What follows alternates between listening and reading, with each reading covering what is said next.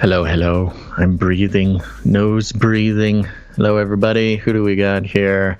Oh, Malik. We got Malik. We got Cody, Chilipine, Saul DePaul, Equo 26, Observant Servant, Denise, Chilipine, Observant Servant. Oh, now I'm just repeating. Glad you guys are here. We're getting the show started just a second here. Pressing send on the text message. See if we can get some text message people in here. Well, I guess I'll record this episode. Should I record this episode, Gons? He says yes. I'll do it. I only do what Gons tells me to do. We got a great show today.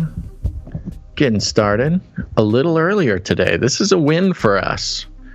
1:30 Western Pacific time.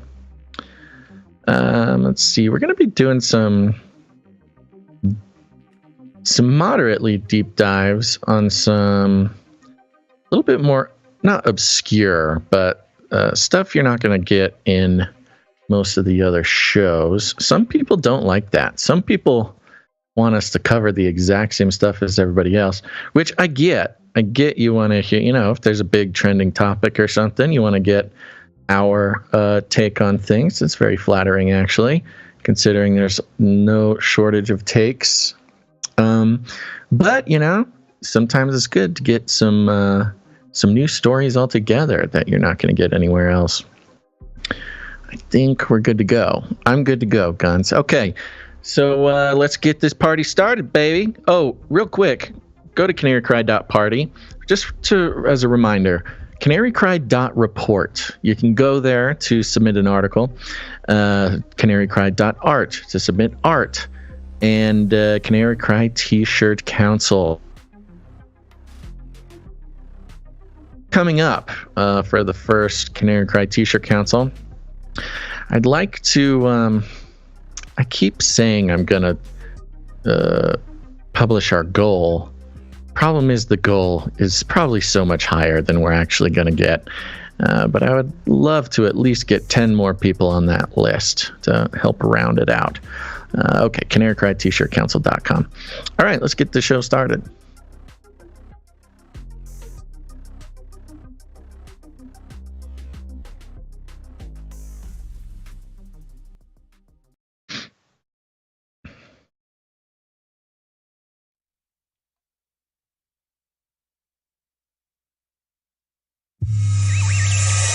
The world is getting crazier. People are acting more and more insane. The end of the world is tomorrow. Tomorrow. There's only one thing to do when the world is falling apart. Listen to Basil and Gonz as they discuss this week's news and events through the lens of Bible prophecy. You are listening to Canary Cry News Talk. You're listening to Canary Cry News Talk. Today is February 22nd, 2023. We are live to tape on episode 593. And today, Joe Save Yours. And signing on from off the grid, Razzle Dazzle. I'm your best buddy, Basil. And my name is Gonz, formerly of the Face Like the Sun YouTube channel, director of the Age of Deceit Films, your favorite Asian provocateur for Christ, a.k.a. the Cabana Boy, live to tape from stormy climate weather, California, to bring you the best news, which is the gospel message of Jesus Christ, while reporting the egregious with a well-rounded, biblically grounded take on world events. And today's immersion phenomena is Joe, hey Joe, Joe, lots of Joes. Okay, all right, yeah, that sounds good. That's fine. That makes total sense. I love it. It makes complete sense. It will in a moment. Yeah, indeed. Well, we got a great show today, and so before we get into it, why don't you open up that big old can of disclaimer? Yes. Sorry. It's time for a disclaimer. Now listen up. YouTube. That's right. And just for all the content moderators and censorship managers out there, be they robots or humans, everything you hear on this show comes directly from the mainstream corporate news media. We do not claim to be experts on healthcare, geopolitics, military strategy, corporate law, or the moral and ethical implications of any of these topics, nor do we implicitly or explicitly support or subscribe to any sources or narratives containing misinformation, disinformation, or malinformation, as defined by the Department of Homeland Security. We're good boys. All right, YouTube, we're good boys. That's right. Time for a rundown. Wow, I am unprepared today. Oh, here's Basil. Let me bring you up to speed. We're going to be starting out with Joe, and more Joe, the Trinity of Joes, working together to shape the narrative that expresses itself in the mass populace worldview. Then, more importantly, Trump water. More on that soon. Then the FLIPPY update and Bernie Sanders. Having button heads a little bit. You'll learn how Bernie feels, just how he feels about the robots, and what that means for his socialist, communist, blue-haired society. Checking in with Russia and Ukraine in the larger context in regards to the new world order and what that means for us. Then, of course, the cyber pandemic, warned by Klaus Schwab. We're always keeping an eye out for the next cyber pandemic, and just some inklings of that roiling around as always. And then an update on the Supreme Court case regarding Snowden and the NSA spying apparatus. Second half of show, we're checking in with CERN and their role in the UN Sustainable Development Goals and what that means for your children. I bet you don't know this one. And then, of course, we'll be transferring into some updates on the Epstein situation. We'll be touching on trains, and more trains, just one train. Some details regarding the history of East Palestine, or Palestine, I guess. Everybody's pronouncing it now. A few weeks before the train crash, and then end of the show. Balloons, trains and balloons. But are they the only things that matter? There's buoys jumping into the fray. Gons, how about those lead stories? All right. Computer's moving slow. That is not the jingle that I picked. Wow. Oh, boy. Everything's laggy. I apologize. It's going to be one of those days. Armageddon's on the way. This is the United States of America, for God's sake. Yes, we're going to start with a series of Joes. Let me start it off with Joe Rogan. You know Joe Rogan, Basil? Have you heard of this guy? Mm-hmm, yeah. Yeah, bald guy, buff guy, tattoo guy, real big podcaster. He had done an interview. He's done many interviews, obviously, but he was doing a show. He was talking about AI and robots and all kinds of stuff recently. And I just found a really fun little ISO of him screaming MK Ultra. MK Ultra! MK Ultra! Somebody can make a jingle out of it. I think that's a great little thing for jingle makers out there. But also, you know, you and I, Basil, we've been having conversations like the one Joe Rogan is having now with robots and AI and stuff. We've been having it for about 10 years. And I noticed a sort of part of the conversation where Joe, I think, either tapped into our stream of thinking or maybe more. And here it is. Here's Joe talking about enhanced legs. If they had fake legs that worked way better than real legs, and you could literally like jump over fences and run 50 miles an hour, wouldn't you get them? I don't They go, Ryan, it's not that big a surgery. If I was 20, it's not that big a surgery, bro. It's no big deal. They just cut your legs off. such an awesome show, bro. Sounds familiar. Sounds familiar. Yeah, it definitely rung a bell with me. And it's because back in June of 2015, we published episode number 95 of Canary Cry Radio. You're listening to Canary Cry News Talk. It's a different show. It was titled Christian Transhumanism with Reverend Dr. Benek. And in this conversation, we spoke to a reverend who believes in kind of a pro-transhuman thing. He started the Christian Transhumanism Association. And there's a part of the discussion here that I wanted to play because I don't know, Basil, if you remember this, but here it is. When it comes to exactly what you're saying, the image of God, when we are already made in the image of God, how far is too far and what steps outside the boundaries of that? And what are the boundaries of that? And I'm really not trying to build a straw man here, but I want to ask the legitimate question. What if I want kangaroo legs? Like actual hairy kangaroo legs and a tail? Personally, if you were in charge of the theological debate, if Basil can have kangaroo legs, give it to me straight. Well, if I was in charge, what I would do is I would go and get a bunch of Christians and I would sit and we'd pray about it. And we'd say, what are the ethical ramifications? See, I don't think I should, this is part of my issue with post-transhumanism folks, is I don't think we should be allowed to do this stuff in isolation. You know, what are your reasons for wanting kangaroo legs? I'm really trying to get into the Olympics and a little chimera action with. So here's a good thing. And Zoltan Isvan, who I disagree with all the time on stuff, like he's talked about, eventually there will be transhumanist Olympics. So there you go. Back in 2015. There we go. It's a classic. Yeah. The kangaroo legs argument will go down in the history of transhumanism discussion. I think it's a better presentation of that argument or that thought in 2015 than Joe Rogan did with his chop off leg joke. Well, it is interesting how the conversations about transhumanism are they're everywhere now. Yeah.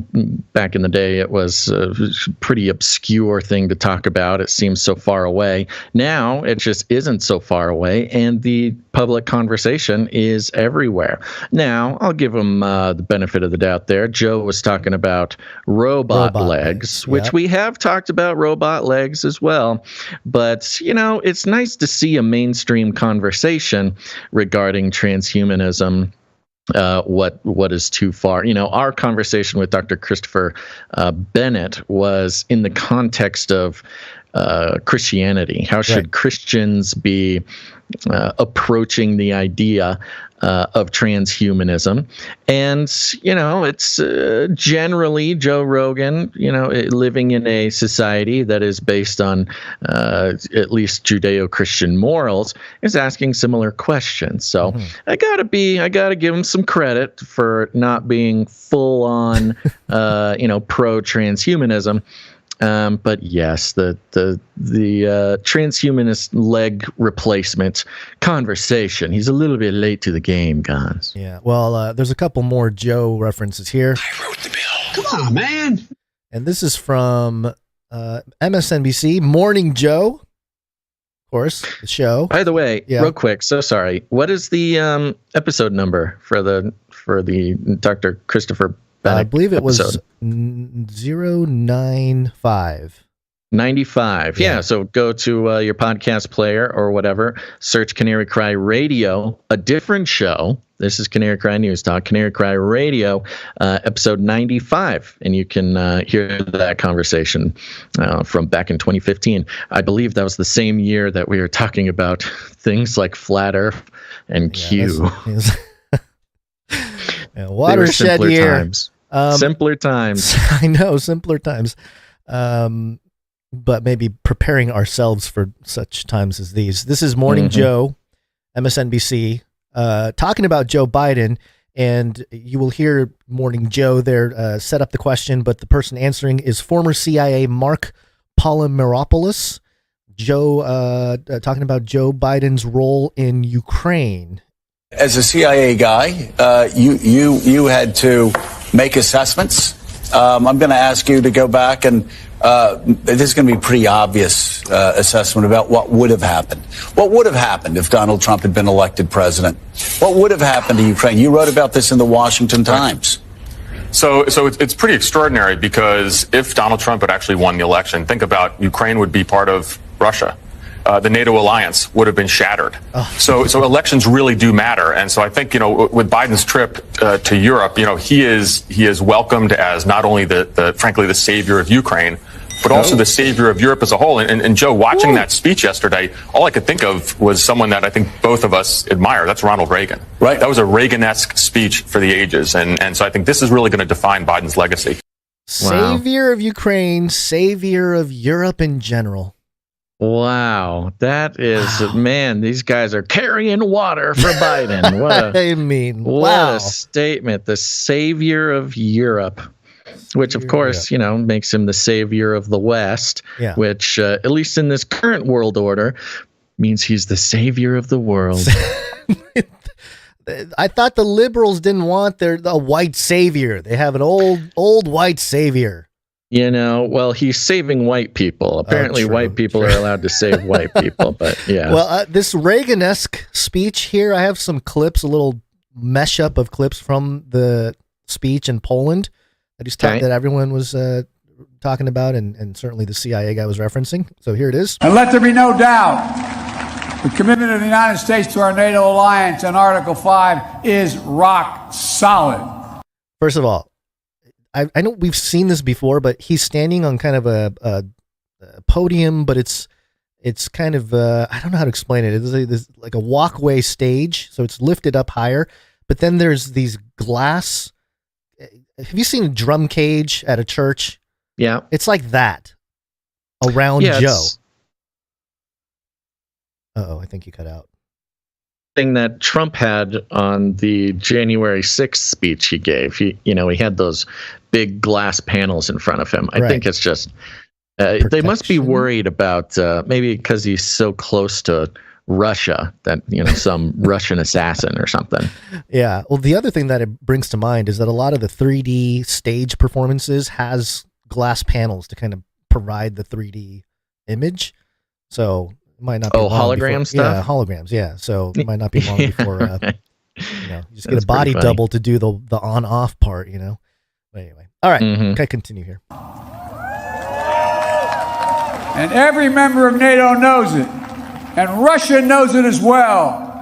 An attack against one is attack against all. It's a sacred oath. Sacred oath. Sacred oath to defend every inch of NATO territory. He thought NATO would fracture and divide. Instead, NATO is more united and more unified than ever before. Just real quick, wanted to point out that, yes, NATO is more unified, but it's because the West is more fractured from China and Russia.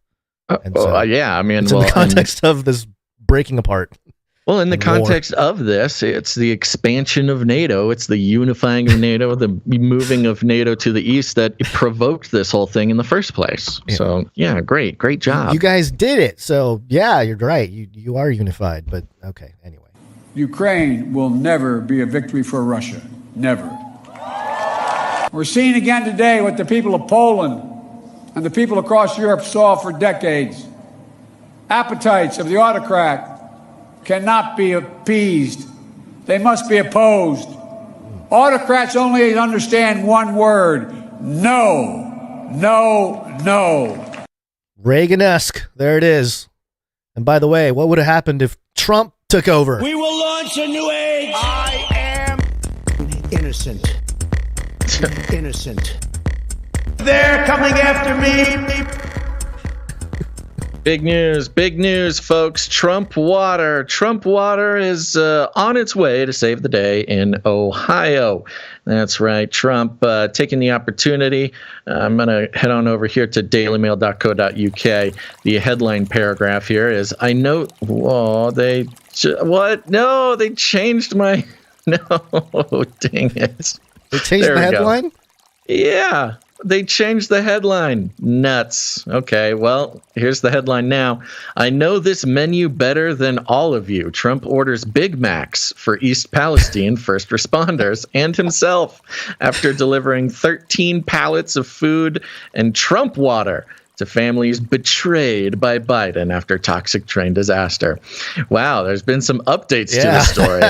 Is that a contract from McDonald's to mention Big Macs in the headline? Hey, he knows the menu better than all of you. It's part of Trump's genius, as his love of fast food. It's probably the most relatable thing about him.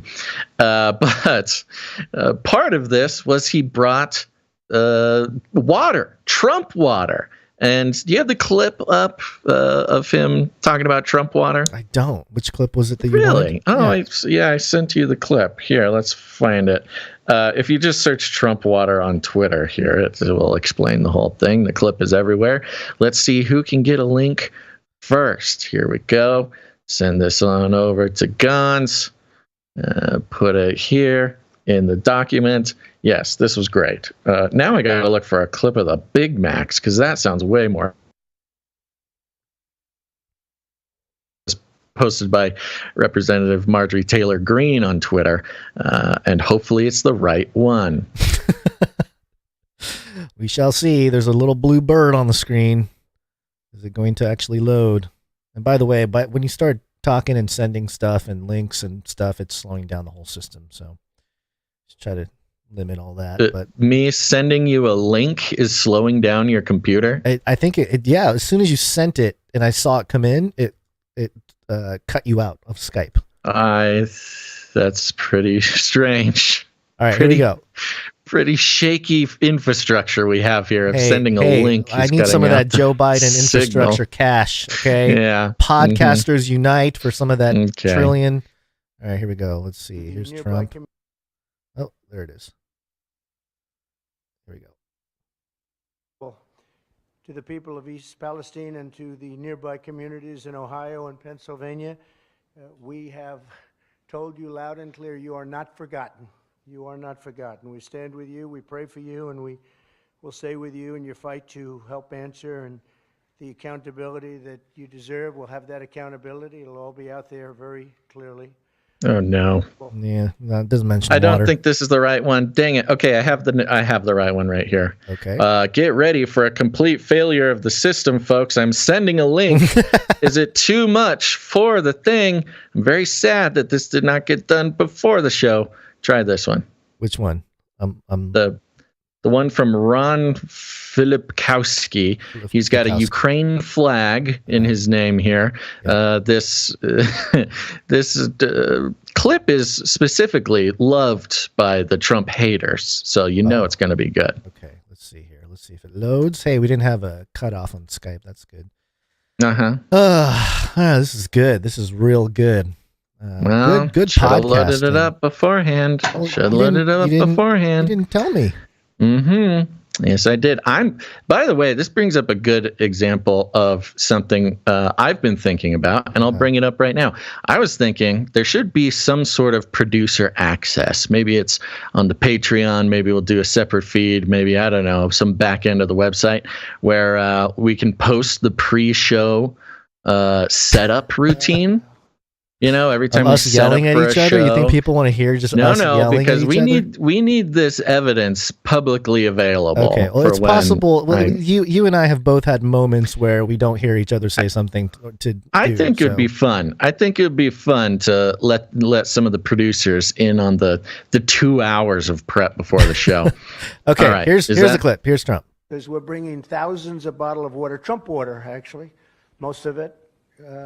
Some of it we had to go to a much lesser quality water. Oh, they set that up for people that don't get the Trump water. They're going to be so disappointed. Yeah, it's a little tough too, considering he's talking to a population who just had their water supply poisoned by a bunch of train chemicals.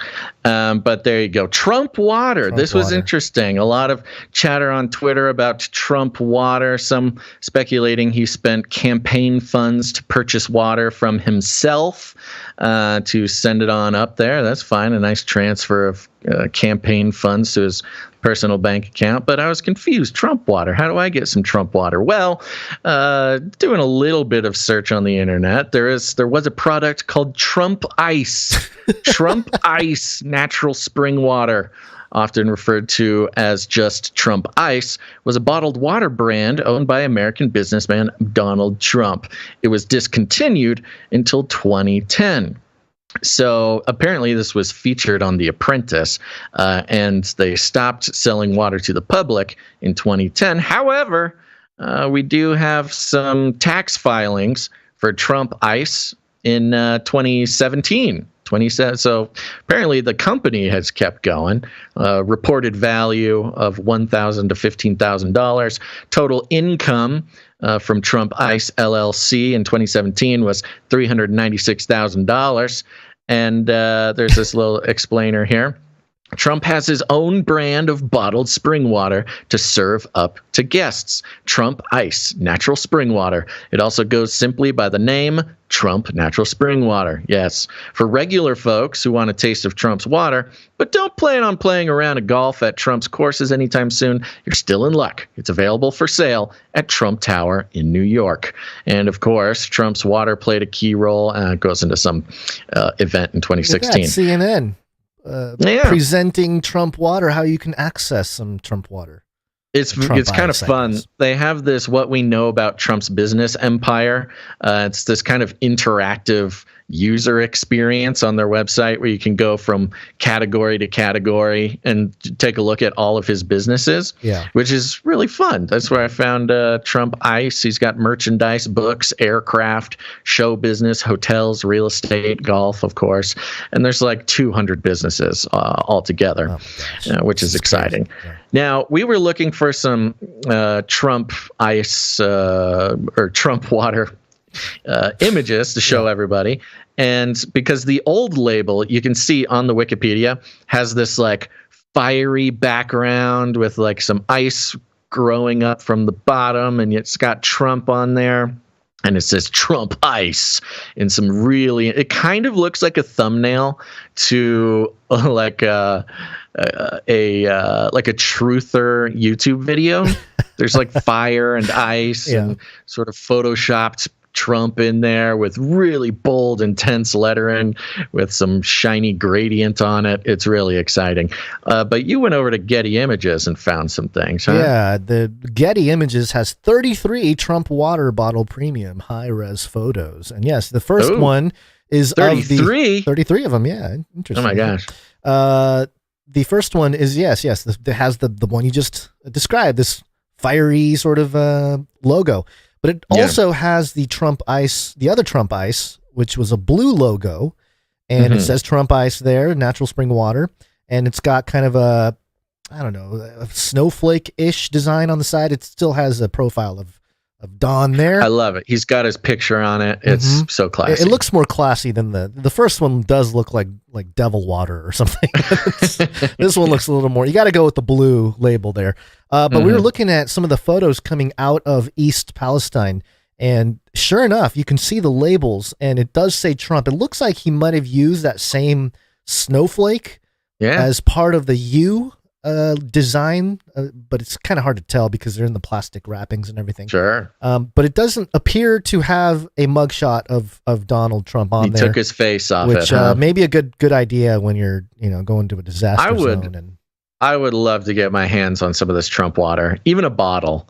How would you feel if you're the people getting the extras? You thought you're getting Trump water, but it says something else. Says I don't know. I'm sure they have mixed feelings. Excellent opportunity for Trump to make a classic Trump impression. It was, Puerto Rico. He was passing out paper towels over here, and passing out some Big Macs and some bottled water, talking about how Biden betrayed.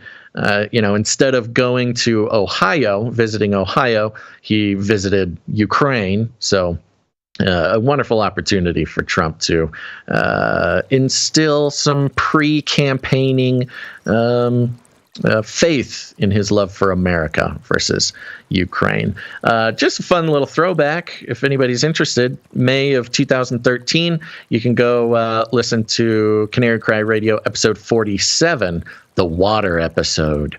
It's some people's favorite episode. You should go check it out. We do a whole production on doing some crazy truther exploration of water. So if somebody could just send that to Trump, that'd be excellent. Thank you very much. That's our contribution, huh? Yeah, that will help him out. Okay. Let's get on with the show because it is Wednesday. It is Wednesday, my dudes.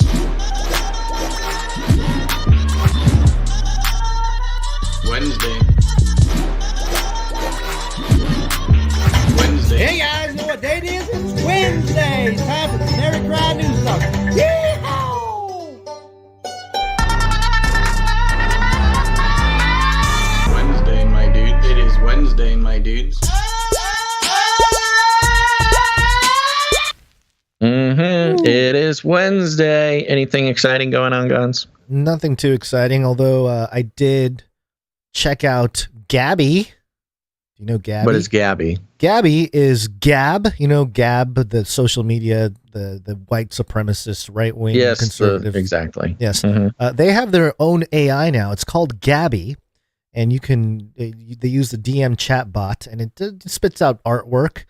And Gab had their own art. Yeah, it's like a little art generator. Art bot. Yeah, okay. yeah. And they say here in this article that was published by Gab News here, they say the future of AI is an exciting one. We're thrilled to be a part of it. With Gabby, we're able to demonstrate incredible power of AI and showcase its ability to create beautiful and meaningful content.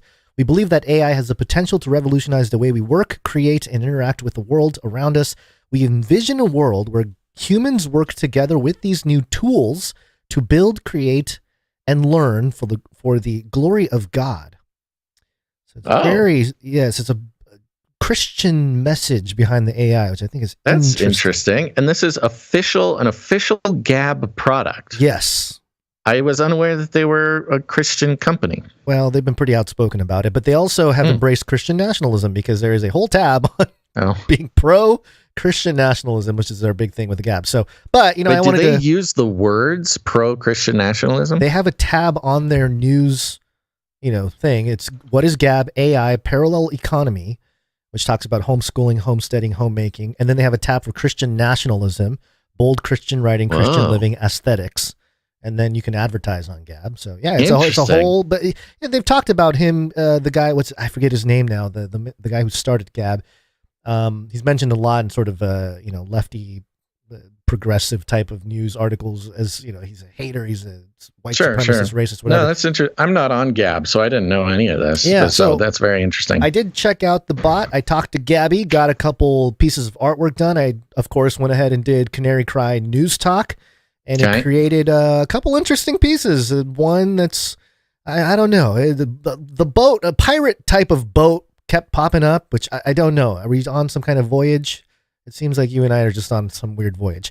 Okay. So this first one, it's got a boat. It's blue and gold, kind of like a pirate ship. Calling AI. It a boat is not quite. It is sort of an epic painting that you would see like on the front of a cheap paperback novel in the 70s. Yes, the golden era of sort of cheap dime novels, fantasy novels. It's this really incredible looking ship with some blue and some yellow, some really epic sort of battle motion in there.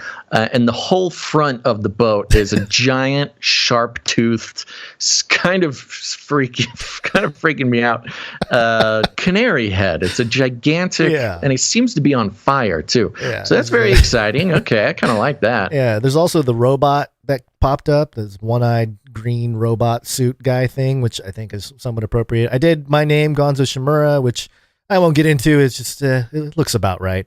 For those of you watching, you can see it looks about right with what that is. Basil Rosewater had some interesting returns. Again, I won't say boat. I will say a ship. Sort of an explorer ship.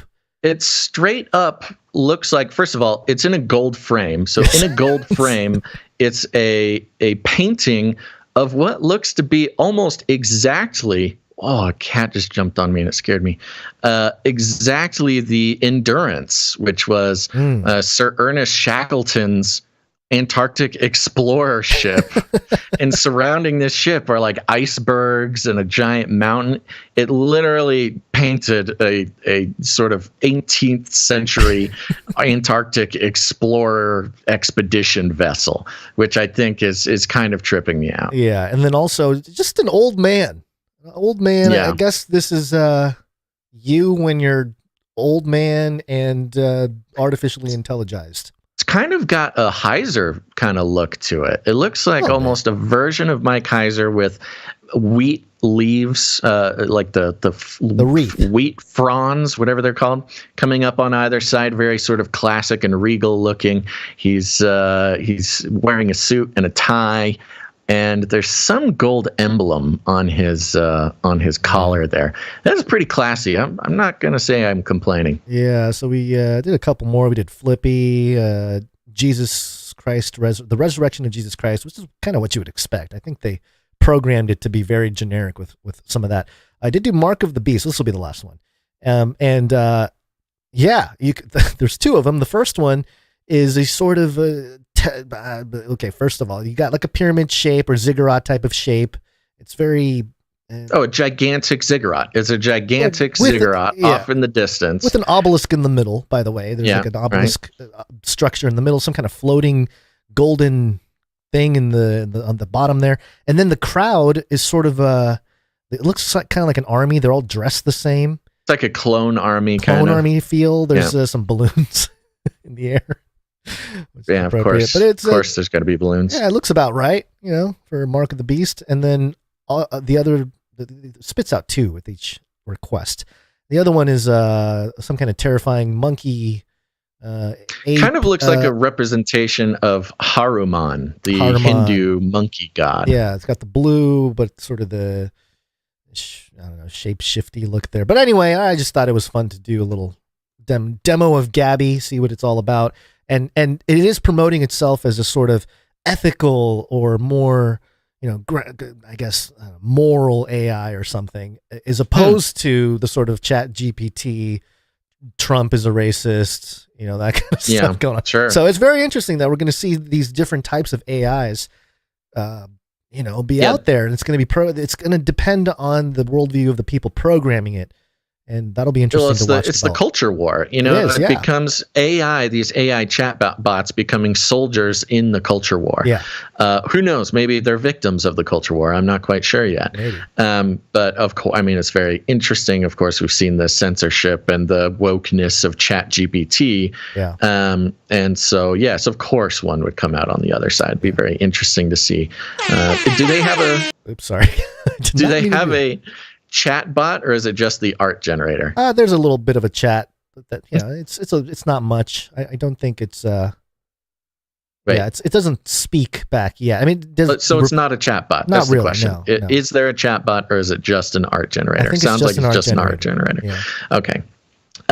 Yes. All right. Well, while you're at it, I was going to say this Saturday is kind of fun. I'm doing a barn raising here at the compound. Yes, the emus need a new home, and so I'll be building an emu sort of shed thing. Yeah, if I think about it, if I think about it, I'll set something up. So somebody try to remind me, maybe. So yes, having some friends over to the property, gonna show it off and build a shed, do an old fashioned barn raising. I think it'll be fun, and I'll let you guys know how it goes. One of the first sort of major construction project out on the compound. So pray for me that I don't have some sort of construction accident. But Kevin and Kevin will have a new cozy home. All right.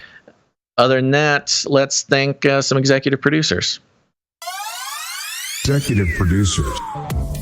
That's right. We're on the value for value model, which means we take no corporate money whatsoever. No advertisements, no affiliate codes, no platform partnerships, no nothing. We're entirely funded by people who get value from the show. That's why it's called value for value. If this show brings any value to you, keep in mind that the only way this show continues is when people put value back in. So as long as people are honest and generous with the value that this brings to their life and put that value back in, the show can continue forever. Now, you can produce the show with your time, your talent, or your treasure. Lots of ways to put value back in, not just finances.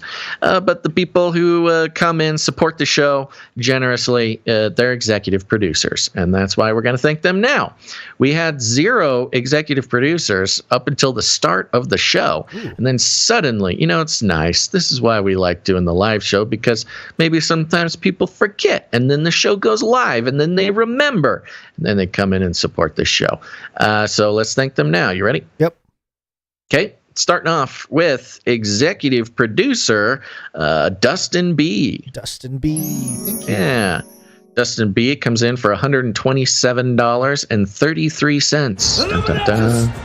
Yes, he's our Illuminatus handler today. Appreciate it, Dustin B. I did not see a note anywhere, but of course, if we missed it, we can make up for it later. Thank you very much, Dustin. Executive Producer Dustin B. Where'd you find this? Next up, we have Executive Producer Malik W. Malik. Yeah. Good to see you, buddy. Great to have you back, Malik. Malik supporting the show in a nice round number, which means we do not disclose it on the air. If you don't mind us disclosing it, make it a funky number, like adding 33 cents or something, like Dustin B did. Thank you very much, Executive Producer Malik W. Where'd you find this? Last but not least, we've got Executive Producer Felicia D. Felicia D. Thank you, Felicia. Yeah. Thank you very much. Felicia D comes in with a nice round number, and I did not see a note, so thank you very much to all 3 of our executive producers.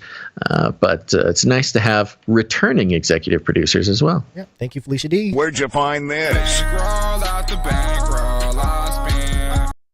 That's right. And before we get on with the show, Gons, you know what time it is. We got to thank the most important people in the world. Oh, that's right. Yes.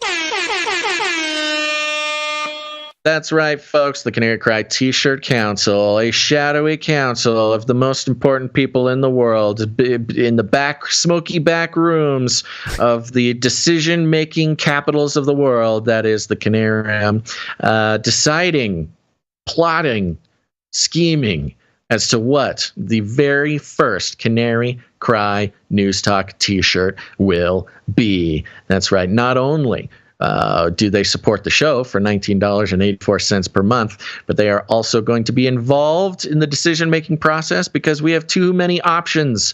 We need them. How could we possibly make any decisions for ourselves without some sort of berobed secret society making those decisions for us?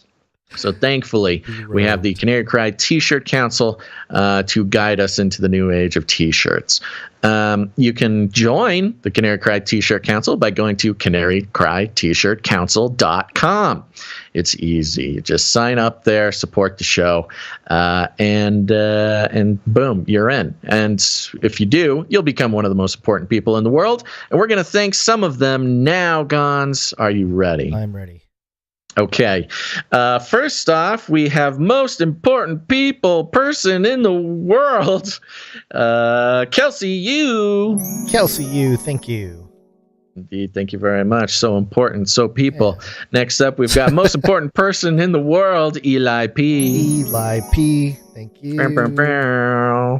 Thank you very much, Eli P. Then we've got most important person in the world, Sir Martin K, Night of the Wrong Timeline. Marty K. Yeah. Thank you.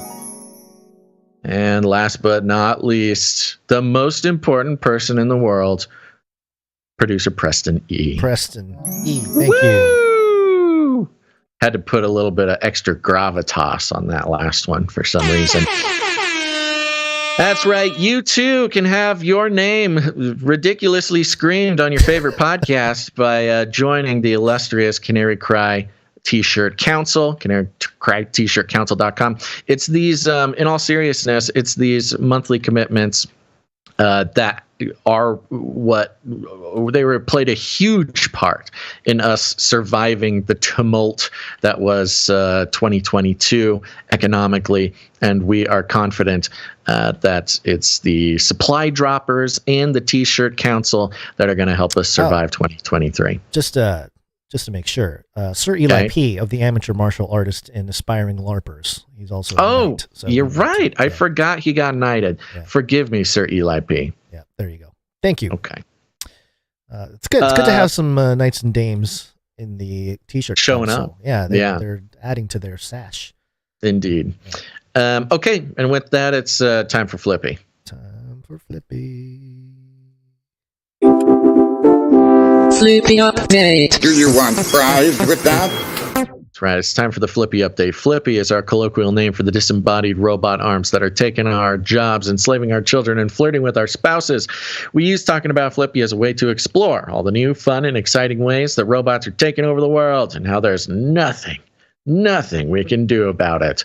Today's Flippy update is coming from Insider, businessinsider.com. Oopsie daisies. For those who get our newsletter, you will get these links in your email box before every show.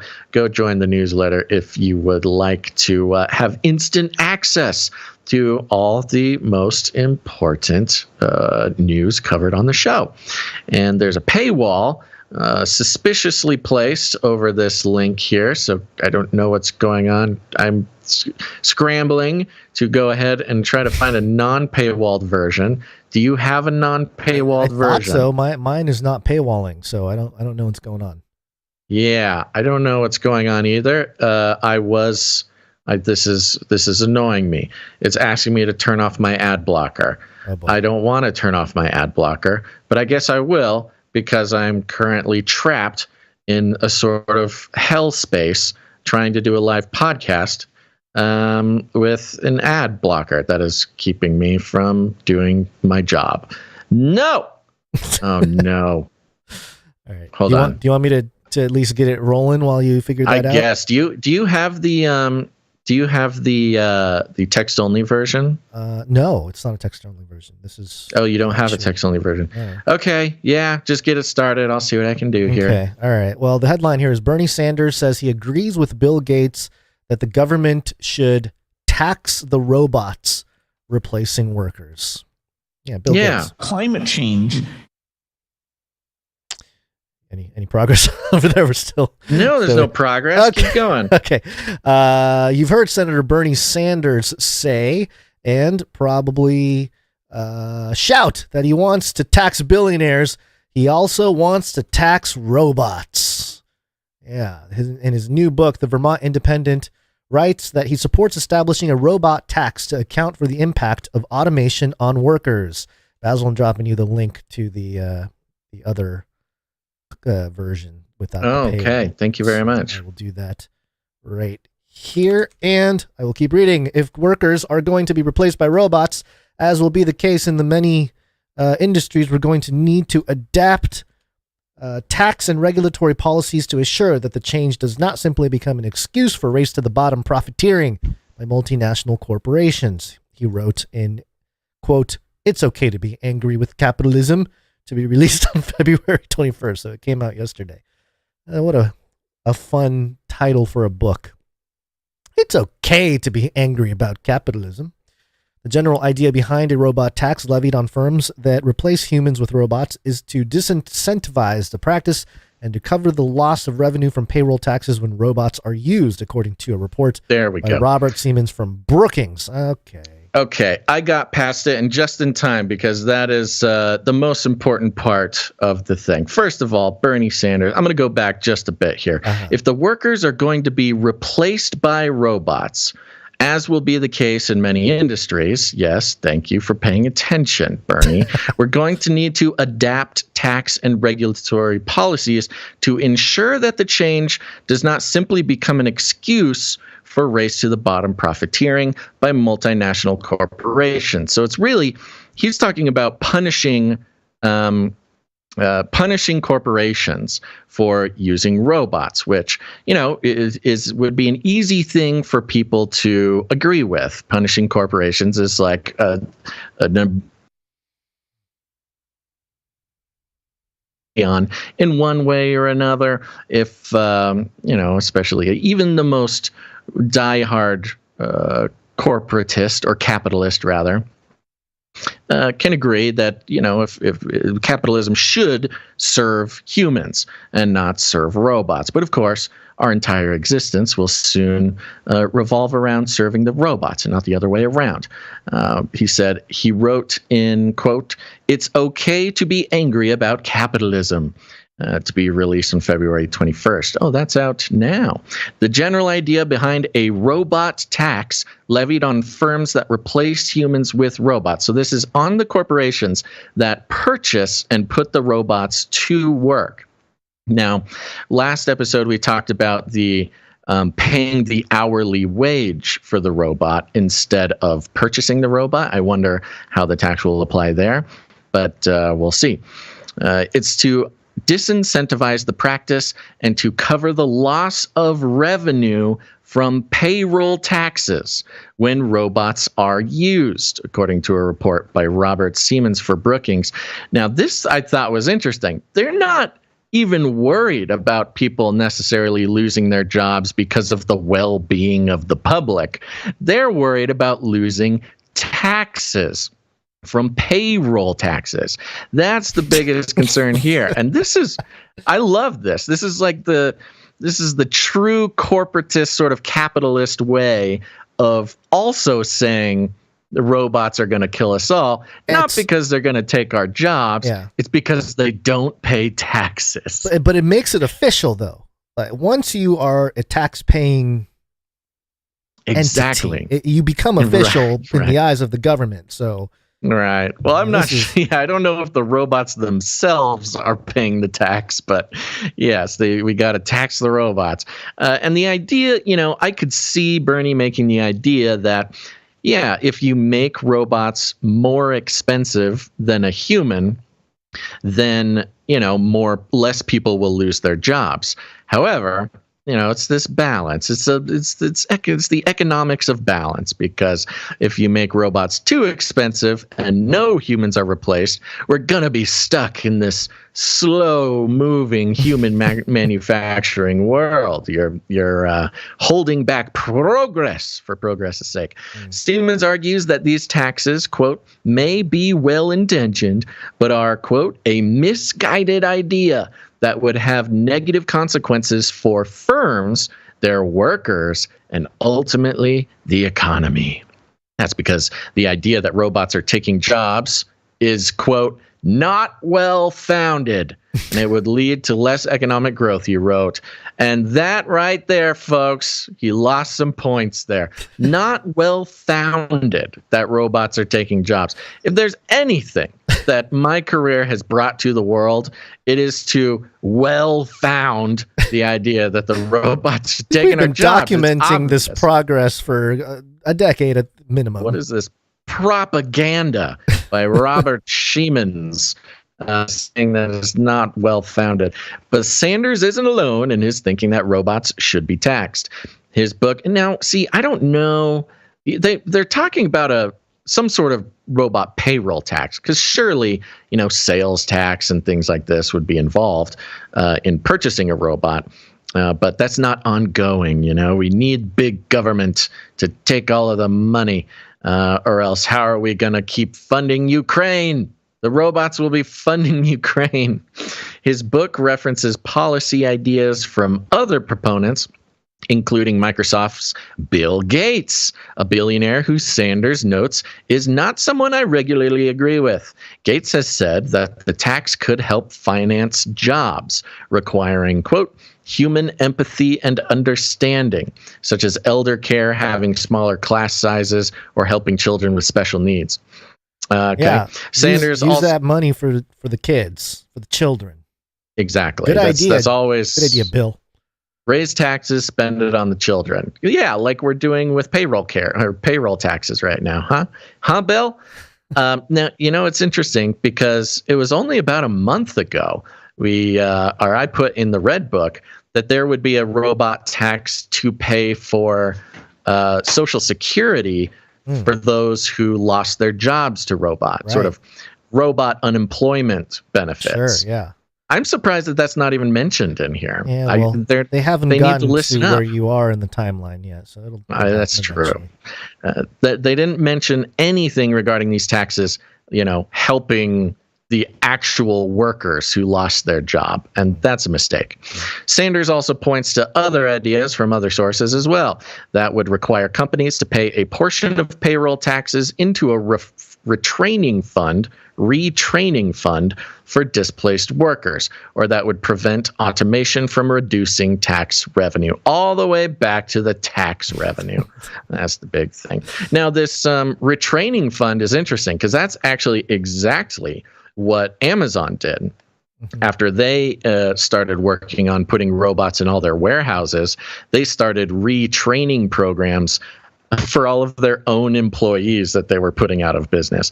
And that was a nice idea, except I think the numbers were like 1 in 800 or something of the people who lost their jobs to the robots were able to take the training and get a job as like a robot maintenance person or something.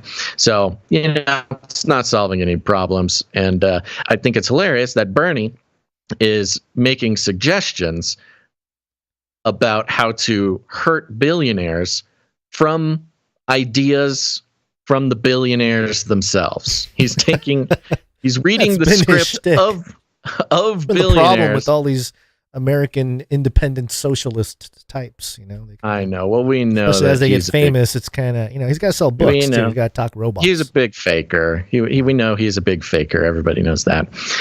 So anyways, there you go. It's an update on the robo-tax.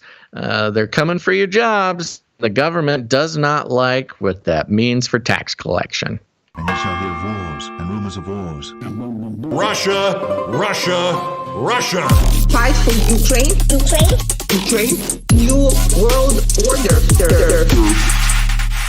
New world real order. Quick. It's just a conspiracy real quick. theory. I gotta let this. Can you hear me? Yes. Okay. Real quick. I gotta go let this cat out. Excuse me. Okay. So sorry. You can continue. I just didn't want you to talk to me while I'm gone. Okay. All right. You shall leave. All right. Okay. New world order. All right. We've often heard about how it's just a conspiracy theory. It's not real. But in recent months and years, it seems like there has been an attempt to define the phrase. I feel like we're at another point in time where the mainstream media is doing that. This is the Guardian.co.uk, and the headline here: War in Ukraine defining new world order, says think tank. A think tank talking about a new world order. It's actually not new if you're in the realm of conspiracies and looking at stuff. They've been publishing stuff like this for a long time, but it's just another example. Maybe people are new to the idea of, hey, maybe these big world institutions don't have our best interest in mind. It says here, almost a year after Russia's war against Ukraine started, it has united the West, according to a 15-country survey, but exposed a wide gulf with the rest of the world that is defining the contours of a future global order. The study by the European Council on Foreign Relations, there it is, ECFR think tank, surveyed opinions in 9 EU member states. Just remember 9. Pop up again in a little bit here. Including France, Germany, and Poland, and in Britain and the US, as well as China, Russia, India, and Turkey. It revealed sharp geographical differences in attitudes to the war, democracy, and the global balance of power, the author said, suggesting Russia's aggression may be a historic turning point marking the emergence of a post-Western world order. Again, we've been talking about some of this stuff for a couple years at least, this whole idea of a new world order, the old new world order breaking down and, creating a new world order. Quote, the paradox of the Ukraine war is that the West is both more united, remember Joe Biden talking about how they're more united, and less influential in the world than ever before. said Marc Leonard, the think tank's director and a co-author of the report based on polling carried out last month. So the think tank, the European Council on Foreign Relations, did a study, and they discovered, the West is more united. The NATO force is more united, as Joe Biden was ranting about in his speech in Poland, but they're less influential in the world and weaker than ever, which is, I think, where all of this is headed, by the way. And we didn't bring it to the show, but there was a Marjorie Taylor Greene tweet thread that talked about, basically a civil divorce within the blue states and red states. And it's basically the balkanization of the United States that we've talked about before. And now, Marjorie Taylor Greene calling for it. All right, I'm going to skip a little bit in this article and get to some other points here. However, it had, quote, utterly failed to persuade major powers of the rest, such as China, India, and Turkey. Oh, yeah, we probably maybe want to read that paragraph before. Yes, the study was extremely sobering. The survey showed the war had given the transatlantic West unity and purpose, he said. However, it had utterly failed to persuade major powers of the rest, such as China, India, and Turkey. The lesson was clear, quote, we urgently need a new narrative that is actually persuasive to countries like India and the world's largest democracy.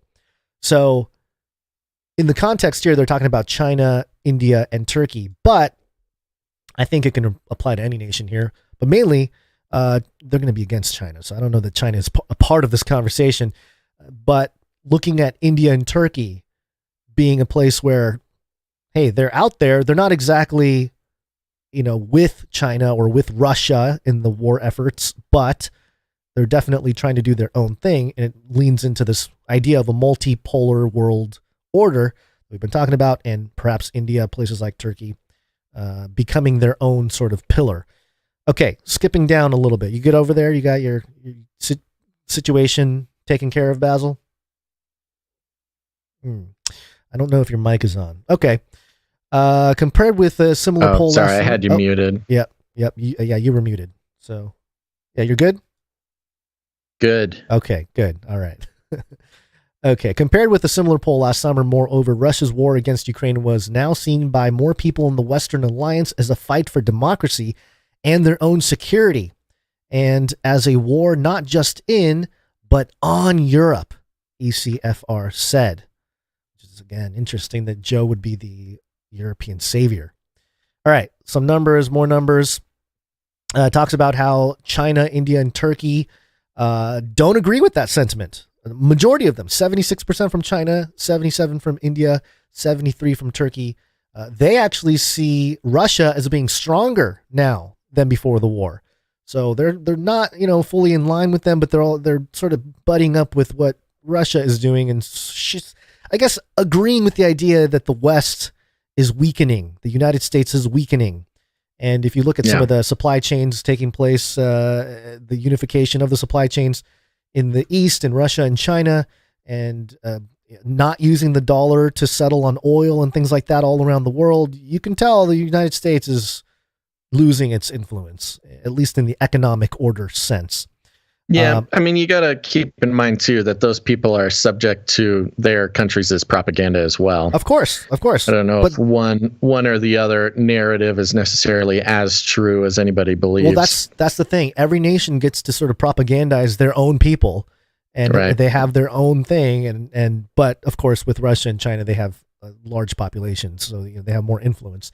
Okay, so the end of the article here. The West will have to live, they said, with hostile dictatorships such as China and Russia, but also with independent powers such as India and Turkey.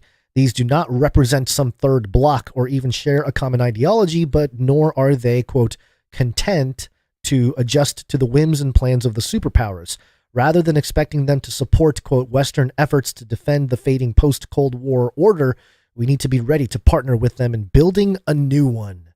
And again, interesting that there's sort of, we talked about the idea of World War III maybe a year ago, and how it's kind of like you go on the playground, you pick teams, kind of like the NBA All-Star game recently. A couple of captains, they each pick players one at a time, and the teams are decided. And the way things are looking, it looks like it's not going to be just one or the other. But But in the context of this new world order, this Ukraine conflict being the catalyst for reshuffling of all of the world orders, I wanted to bring this clip to you from Uri Geller. He's the British-Israeli psychic medium guy.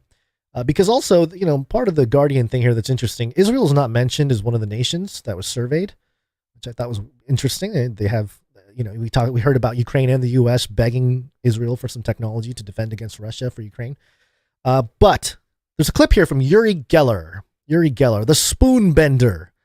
He's the guy who hung out with Gene Roddenberry, who wrote Star Trek, and also was part of the guy who were not part of the seances that contacted the Council of Nine. And he had a really interesting message here about the war, the whole situation, especially to Putin, and a request to the public. Hi, my dear friends. Please look at the photo behind me carefully. That's me with Vice President Al Gore, Yuli M. Vorontsov, who was the first deputy foreign minister of the Soviet Union and was responsible for the arms reduction nuclear treaty. Anthony Lake, then the national security advisor, later the head of the CIA. Senator Claiborne Pell, chairman of the U.S. Senate and Foreign Relations Committee.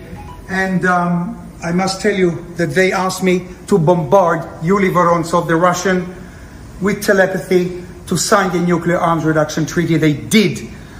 Today, Putin announced, look at that photo, that his finger is back on the nuclear bomb. I need your help every day, 11:11 a.m. Israel time and 11:11 p.m. Israel time. I need you to focus with me for a few seconds to get Putin off the nuclear bomb. So what he's talking about there is in 1987, he was asked to attend a U.S.-Soviet nuclear talk in Geneva, and his task, according to him, was to telepathically convince the Soviets to agree to cut nuclear arms. And then within a day, they signed the thing. So he's sort of rehashing that old trick. I don't know if he's being officially asked to do it again.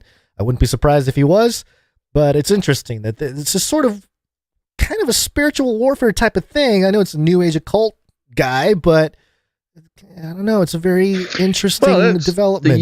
The U.S. especially has a long history, as well as the UK, the West in general, has a long history of implementing Western occultism into geopolitical affairs. Yeah. I mean, that's one thing that we and other occultists can agree on is that governments of the West have often implemented quietly the help of famous occultists. Of course, during World War II, you've got Aleister Crowley and the skin drums. You've got Jack Parsons is part of Jack Parsons, exactly. Origins of NASA. Mm-hmm. You see him all over the place, and I believe him. I don't really have a reason not to believe him, except for he very easily could just be making it up for economic reasons, and that's totally possible too. I would not be surprised either way. But this would not surprise me at all if somebody, it might not be officially paid for by the Pentagon or something, but they probably wouldn't have to. I'm sure he'd take on the honor of being the West's occult operator during times as this. Yeah, and so another one to mention, Benjamin Creme, well talked about in the early days, Chris White, Age of Deceit type of era. Benjamin Creme was part of the United Nations and is considered this prophet guy who basically said that Maitreya, the world savior, is here, and we're just waiting for Maitreya to make a public appearance. And they had a whole section of the United Nations headquarters dedicated to his rituals and stuff like that. So yes, there's a huge long history with all this stuff. And, you and I might be a little jaded about it, but there might be some new people and they don't know all the history and why it's, we say the things we do. Yeah. So, sure. There you go. Okay, quick little cyber pandemic here. The COVID-19 crisis would be seen as a small disturbance in comparison to a major cyber pandemic. This is coming from TechCrunch.com, and that'll be interesting in a moment.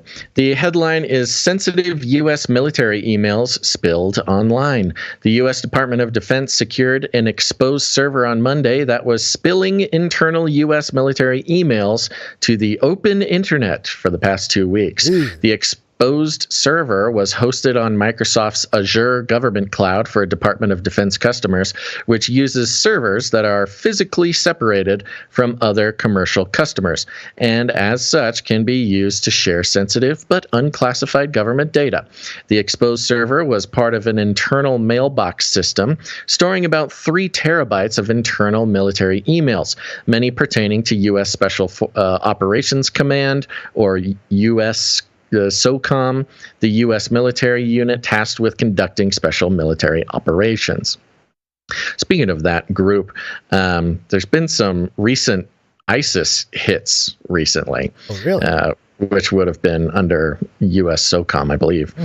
But a misconfiguration left the server without a password, allowing anyone on the internet to access the sensitive mailbox data inside using only a web browser, just by knowing its IP address. That means so anyone listening to this could have accessed this confidential military server. They're just following orders from the president. They all want to share their data. Yeah, it's about time we got some real transparency in the government here. Open up all the servers.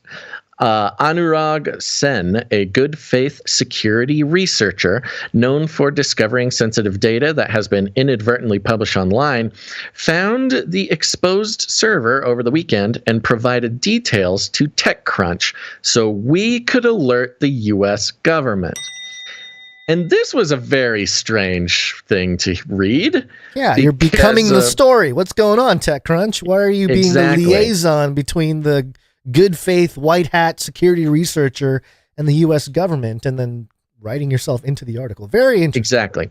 And this was the core principle of the Julian Assange issue, the Edward Snowden issue, both of them on sort of different sides of the issue. But Julian Assange specifically, if people need reminding, because people often forget, he did not hack anything. He did not even steal any information. He did nothing. There was a whistleblower that gave him documents, and they were documents that were relevant for the public to know about what their government was doing. Snowden was involved in a similar thing. And then he published it. All he did was put it on WikiLeaks. Now, as a journalist, under journalism protections, that should have been fine. Journalists are allowed to publish information that is given to them by whistleblowers. That's why we have whistleblower laws. In this case, this Anurag Sen, who they go out of their way to say is a good faith security researcher, another name for that is hacker, who has previously done this stuff. And maybe he's good faith now to keep his freedom. Maybe he was caught doing something else before. Yeah, exactly. So there's a little bit of image crafting going on here, not just for Anurag, but also for TechCrunch, because TechCrunch is in the position of the Julian Assange character this time. They did not given information. They were given documents. Which is funny. The way they describe it then, this Anurag fella got the stuff, sent it to TechCrunch so we could alert the U.S. government. We're not here to just publish the documents. We're here to tell the government. How are we telling the government? Oh, I don't know. We're publishing an article about the documents, so the government should know now. So this was kind of put in there, for legal reasons, to try to not get Julian Assanged in this case. The server was packed with internal military email messages dating back years, some of which contained sensitive personnel information. Again, this was the big thing with WikiLeaks was, it gave away CIA operatives around the world. Same with Snowden. By the way, I'm sorry, just real quick. TechCrunch on the Harvard list is number 71. They are owned by Apollo Global Management private equity firm. Verizon Wireless is involved here. So yeah, I mean they are pretty much a government apparatus in terms of its. Yeah, that's a good question. I mean, they are as government. They're not. Well, they're not directly, but of course, you got venture capitalists and. Yeah, they're not CIA, but they're as government as telecom is. Right, Verizon. right. Telecom is, basically an extension of the government. It's owned by Verizon Media, so yes, it's all under the umbrella of Verizon. So there you go. The server was packed with internal military email messages dating back years. I mentioned that part. One of the exposed files included a completed SF-86 questionnaire, which are filled out by federal employees seeking a security clearance and contain highly sensitive personal and health information for vetting individuals before they are cleared to handle classified information. These personnel questionnaires contain a significant amount of background information on security clearance holders, valuable to foreign adversaries. It just so happens, huh? In 2015, suspected Chinese hackers stole millions of sensitive background check files of government employees who sought security clearance in a data breach at the U.S. Office of Personnel Management. None of the limited data seen by TechCrunch, so they've seen it, appeared to be classified, which would be consistent with USOCOM's civilian network, as classified networks are inaccessible from the internet. According to a listing on Shodan, a search engine that crawls the web for exposed systems and databases, the mailbox server was first detected as spilling data on February 8th. It's not clear how the mailbox data became exposed to the public internet, but it's likely due to a misconfiguration caused by human error. Roll out FLIPPY. Can't have these data leaks of email. Got to get some FLIPPY patch to keep things, maybe a flaming sword to make sure there's no leakage. Some AI server admins.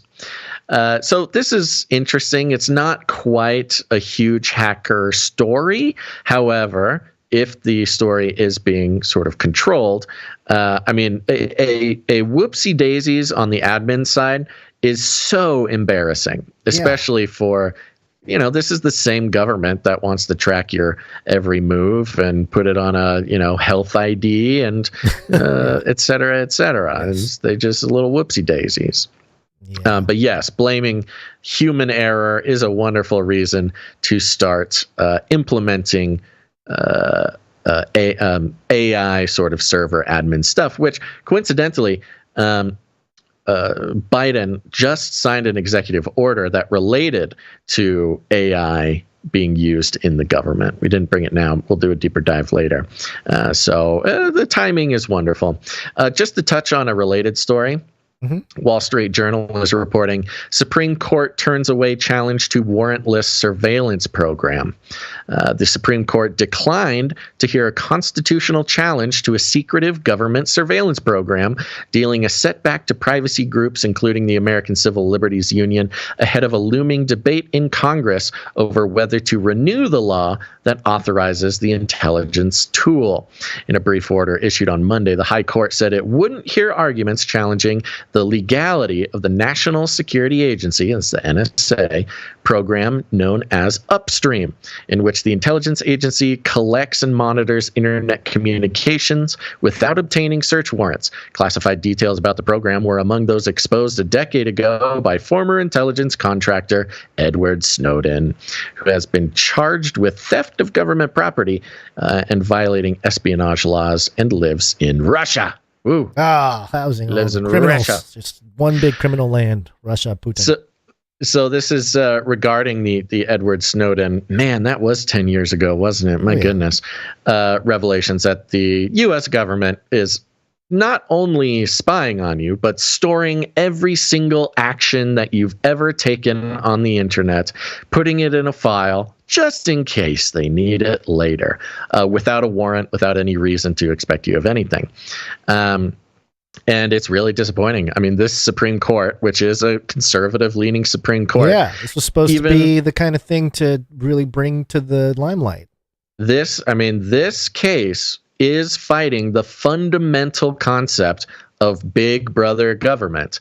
And this conservative Supreme Court just even refused to let it be brought to the court. They're just, nope, we're not even going to question the government's, not only their right, and not only our constitutional right to privacy, but the government's ongoing illegal practice of spying on every single person in the country without reason, without a warrant, without any suspicion at all.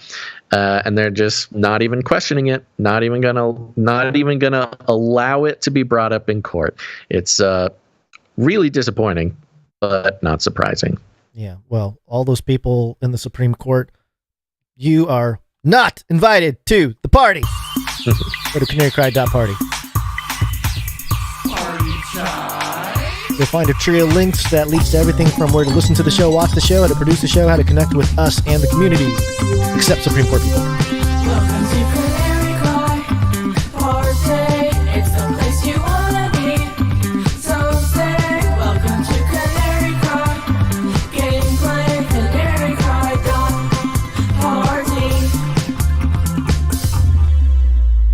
Yep, that's right. Go check it out. All sorts of good stuff. Join the text message alert system. Join the newsletter. You'll also see a link for submitting an article to the show. That goes to canarycry.report. Thank you to everybody who's been using canarycry.report. It's extremely helpful. It's a way better system than just emailing us a link. Excuse me, the show burps have started. I do want to thank producer Paul G and Nancy D and Sleep Maximalist and Kayla and all the people who have gone to canarycry.report. Even if the articles don't make it on the show immediately, they now go into a database where we can search it and go back and find articles that producers have sent to us. We can make connections, build larger segments. It's an incredibly important part of, producership of the show. So thank you guys for doing that. Speaking of producership, time to thank some producers.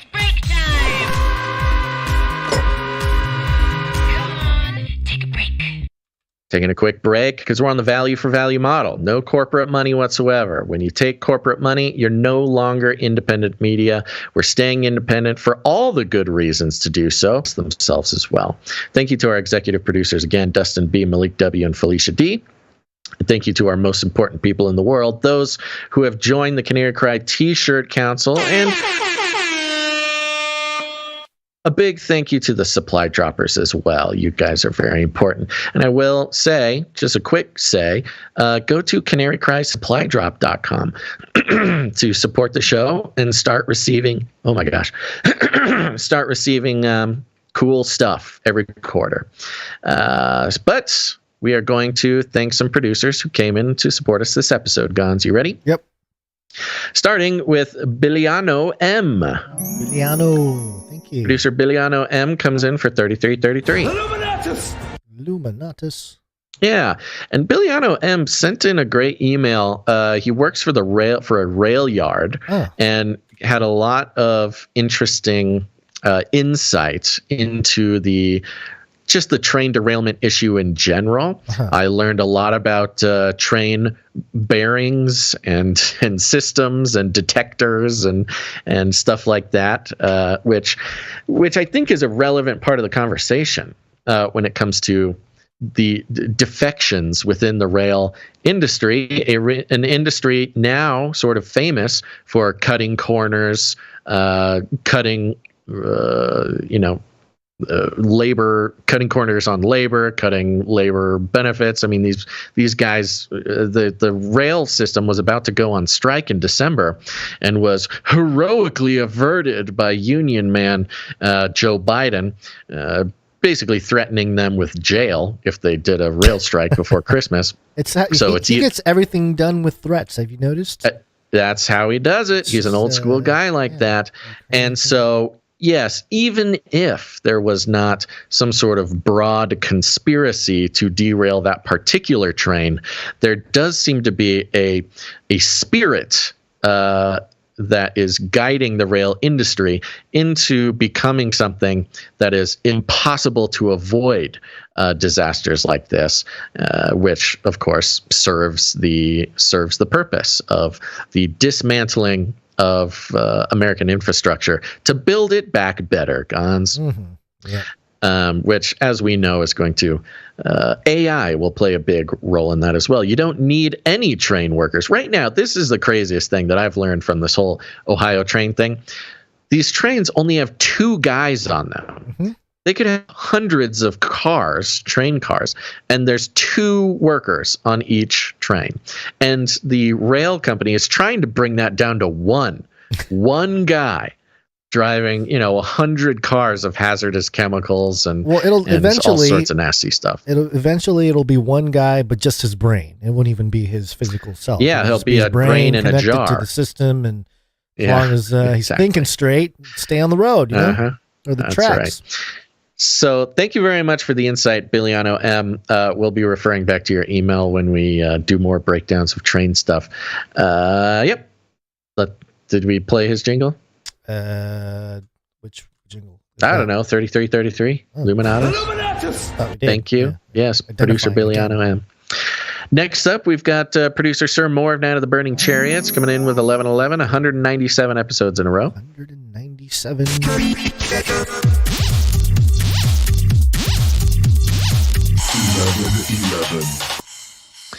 So thankful for Dr. Michael Heiser and all the incredible work he did for the kingdom while he was here. He will truly be missed, but I'm praising God that he is no longer suffering or in pain. Amen. Amen to that. Yep. Yeah. Let's see here. Okay. Oh, we had Sir Alex Protocol V2 Night of the Berean Protocol come in. 142 episodes in a row. Pocket full of sevens.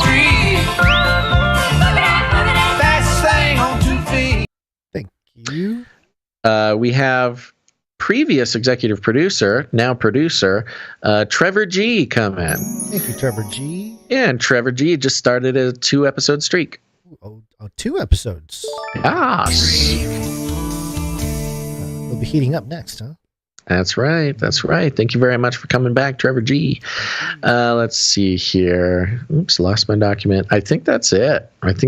For the producers who came in above $7.77, which entitles them to have a note read on the show.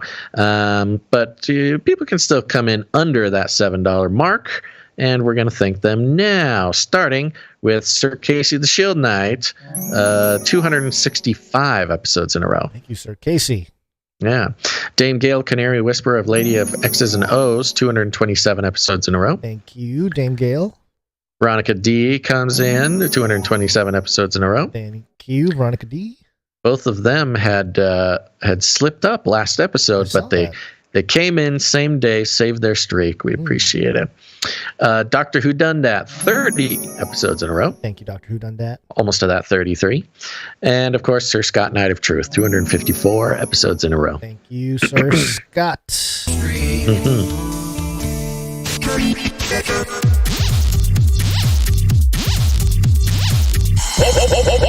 Oh, yeah, Streakalicious.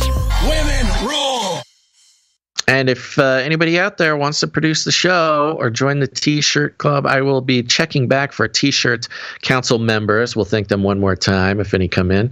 But if you want to produce the show, head on over to canarycry.party or canarycry.support. CanaryCryRadio.com/support. Shut up and take my money. Thank you for your patronage. Thank you for your patronage. Thank you for your patronage. You ready to wake up? Ready. Wake up. Yes, it's wake up time. Hey, yo, wake up.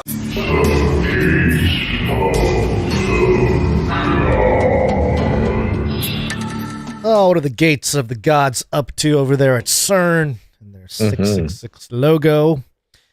Well, they published this article on February 20th of 2023, and the headline here, How Can Citizens Contribute to the United Nations Sustainable Development Goals?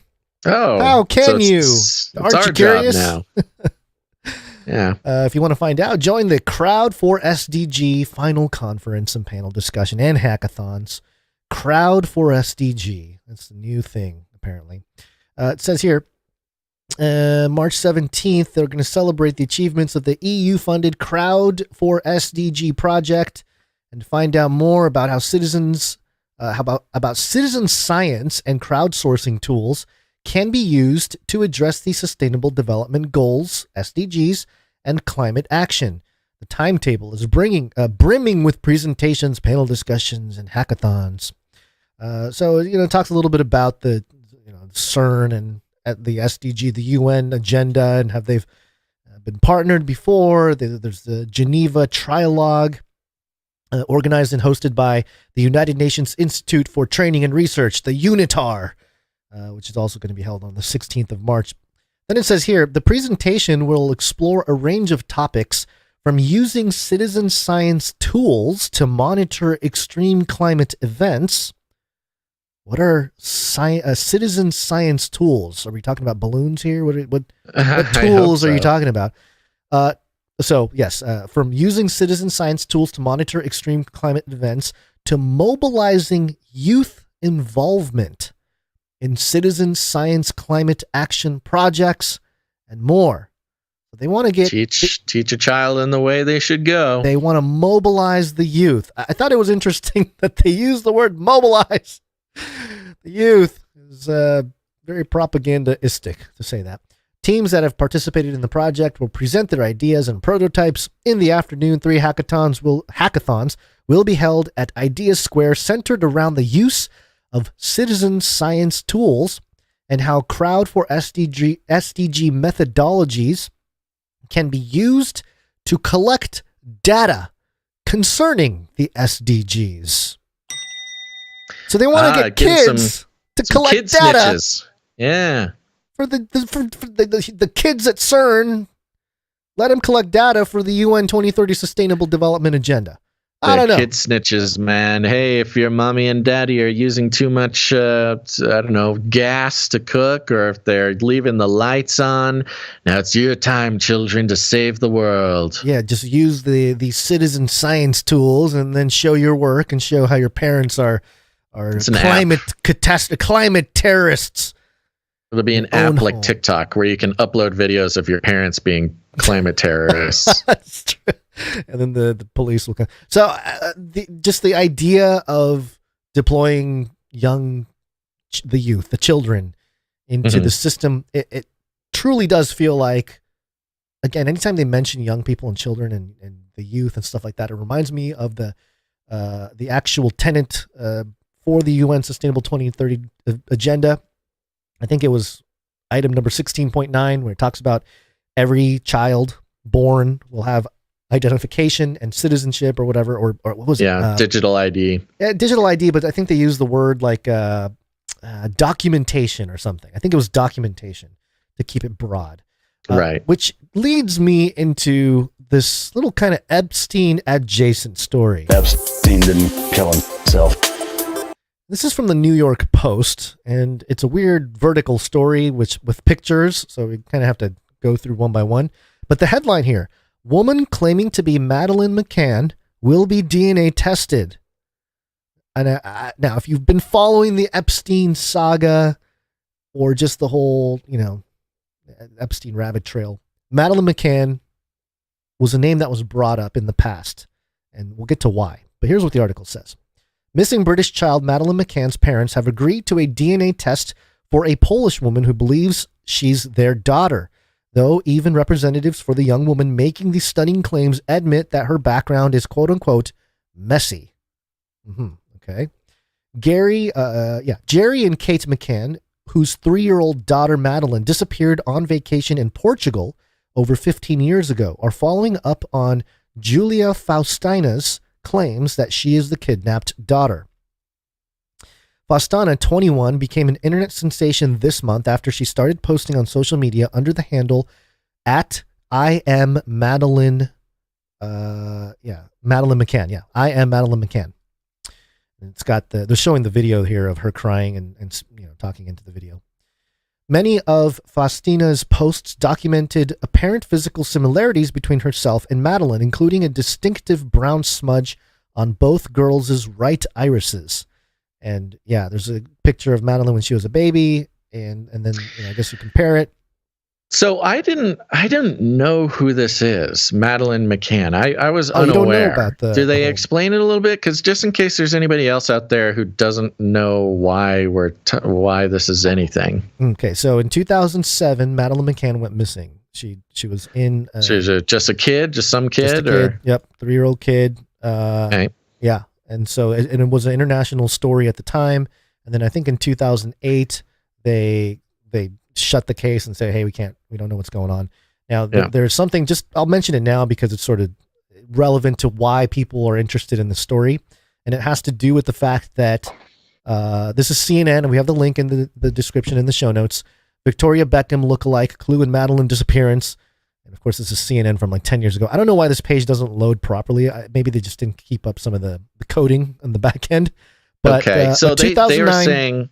So they're saying the suspect, they had a drawing of the suspect of who took Madeleine, and they were claiming it was who? Victoria Beckham? Victoria Beckham, yes. Oh. Yeah, this article is from 2009. Okay. But, of course, internet sleuths look at this photo and say, wow, that looks like Ghislaine Maxwell. I mean, it looks exactly like Ghislaine Maxwell. So that's why this story has relevance. Okay, so this is missing girl. All of a sudden, there's a woman out of Poland, by the way, interesting place, saying that she's the daughter. Okay, so now they're going to do DNA tests to find out, which I think is, in the context of every child gets identification, I think it's very interesting that this is all happening. Okay, so in her post, Fastana also shared a police sketch of the man multiple witnesses saw carrying a child in the resort the night Madeleine disappeared. Madeleine of Leicestershire was last seen sleeping alongside her infant sibling in her family's Praia de Luz vacation rental on May 3rd, 2007. When Kate McCann checked on her children around 10 p.m., she found the bedroom door and window open and Madeleine gone. News that the McCanns are reportedly pursuing Faustina's claims, however, comes amid growing concerns about the young woman's mental state. And this is kind of weird, this kind of side thing. Spokesperson Dr. Fia Johansson, also known as Persian Medium, she's a medium in Persia, shared in a video update to Faustina's Instagram profile on Monday about her mental state. Okay. Though local authorities initially suspected Jerry and Kate of killing their daughter and disposing of her body, investigators later surmised that Madeleine was probably kidnapped by German sex offender Christian Bruckner. Authorities reportedly are still investigating Bruckner, 45, who was formally identified as a suspect in the McCann case in April 2022. Bruckner was a handyman in Praia de Luz at the time of Madeleine's disappearance. He is serving a 7-year sentence for raping a 72-year-old woman at the resort in September 2005. Jeez. Yeah. So, okay. And then, so that's the end of pretty much this story about Madeleine McCann, and we'll find out more. But, you know, it's really interesting because there's been this theme that I've noticed in mainstream news and reporting of some of these child abduction cases. And in the world of, you know, a lot of these, especially conservative types and people that are on the right and Republicans, and, you know, they got swept up with the Q thing. They got swept up into the child trafficking topic, which is a real problem. It's not, I'm not, you know, minimizing the issues. It is a real issue. But in the context of media reporting on it, it's always a little bit different. Netflix recently did a whole documentary about a young girl named Emanuela Orlandi, who went missing from the Vatican. Like, literally, she was part of like the Vatican town family, and you know, there's all this suspicion that somebody in the Vatican took her and used her for whatever reason. And that story, the Pope actually just recently reopened that case. So I'm just seeing this pattern of some of these famous cases of children going missing becoming revisited in this modern context. And I think it's leading to a, hey, look at the problem we have here. We need official global identification. It makes a very strong case everyone accounted for getting every kid into the system. Yeah. Which is backed up by that financing plan to create a savings account for every kid born after 2005. That's right. Which would include digital ID and full tracking of health and finances and everything. You can definitely see a case being sort of built into crafted. the default worldview of people, paying attention, which is interesting, seeing it on the heels of Pizzagate stuff. Right. And that's what I'm saying. I think it's meant to sort of co-opt, maybe not everybody, but a lot of people who are caught up in the Q stuff, and maybe not even following, Q specifically, but just caught up in the whole notion that there's a problem with child trafficking and our elite people, and what are we going to do about it? And I've been warning about this for a few years now. What they're going to do about it is create a situation where if you're not participating in the system and donating your children into the apparatus, then you are somehow a bad person. Which has been laid out as immoral and unethical to not put your kid into the digital ID system. It's interesting, kind of applying a Hegelian dialectic to the Epstein thing, problem, reaction, solution. It's, the elites are part of the problem, and it's the elites that also are pushing for, tracking every child, kind of creating the situation where they can come in and not let that good crisis go to waste.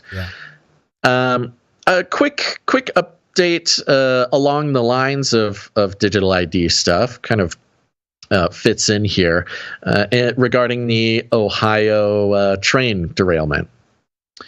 Okay, I do have a not so relevant jingle to it, but I guess it works. Sure. Did you ever have the feeling that you were being watched? It makes sense. No, it's fine. Now, this has been, we've seen this for about a week. This has been talked about, but we thought we should at least put it on the record here. WKBN.com.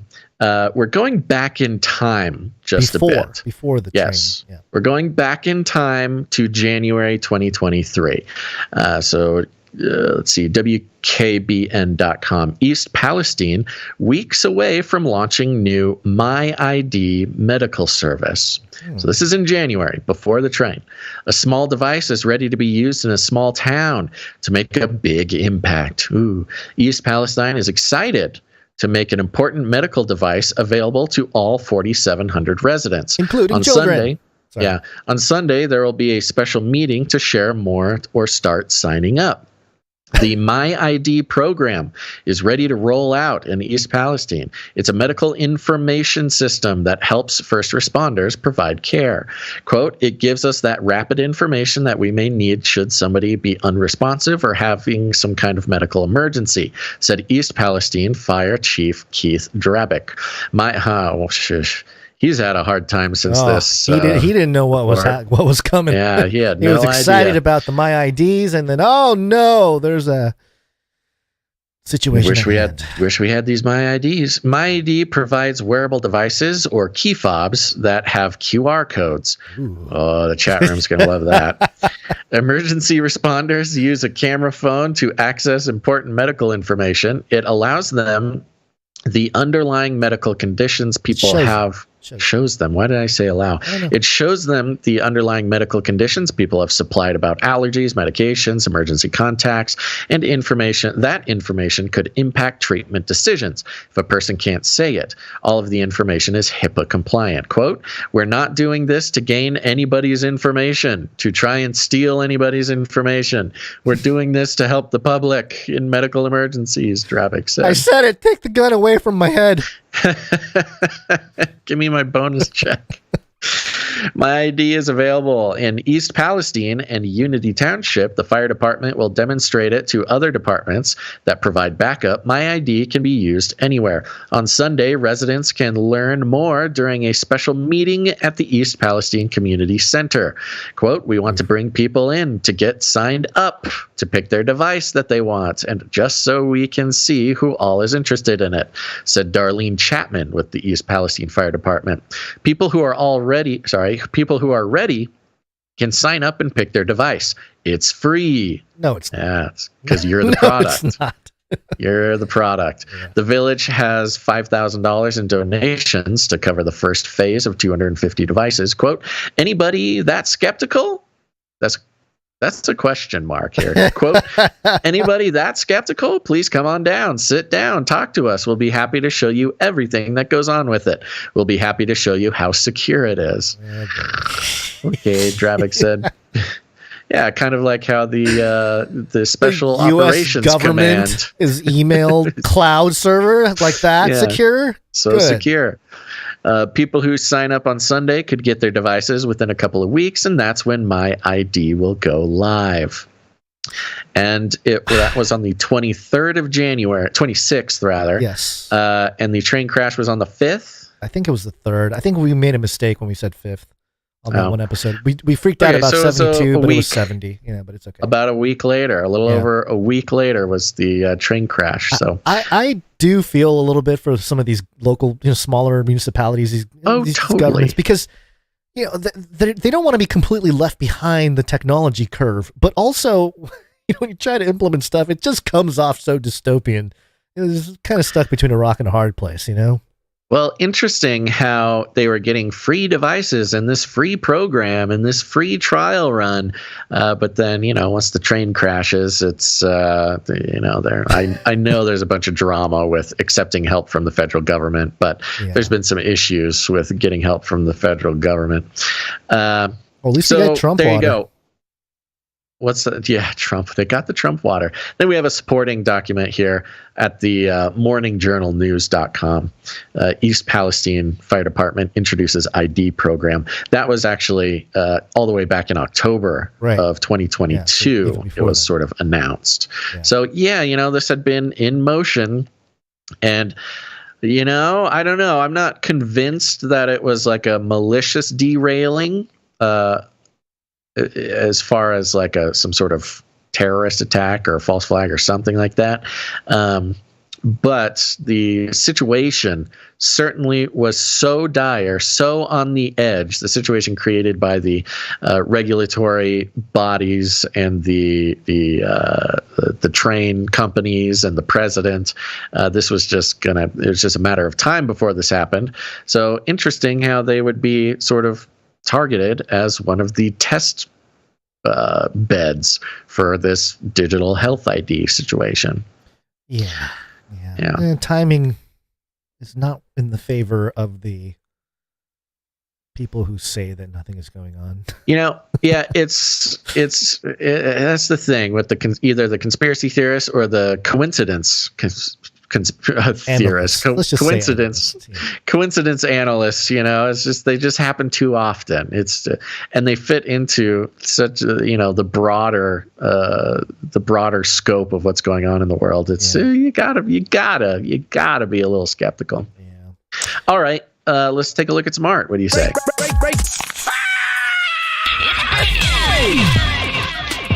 This is break. Don't just consume the content, but become the content. Become the content. I'm going to take a quick break to thank our producers who come in with their God-given talent. If you get value out of the show here, then you can provide value back by helping us build the culture behind the community here at Canary Crime News Talk. And it really does shape, it kind of solidifies a lot of the topics we talk about and things we reference, and we have some fun here. So it's always great to see all the great artists and musicians and everything, everyone out there contributing to the show in that way. So we're going to start off with a speak pipe. Please leave a message after the tone.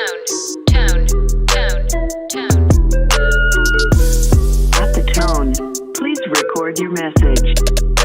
Leave a message. Beep. Message. Go to canarycrynewstalk.com and look for a green tab on the right side or the bottom of your page. Click on it, and it will give you a pop-up that allows you to record a message of up to 90 seconds, and it will be sent to us, and we shall hear it, and we may play it. And we have one here from the Observant Servant. And it's a shorter message here, but I'll go ahead and play it. Hello, Basil and Gons. I was wanting to record my testimony of coming out of the occult and being born again. However, I do have stage fright. So do you have any tips on how to overcome stage fright?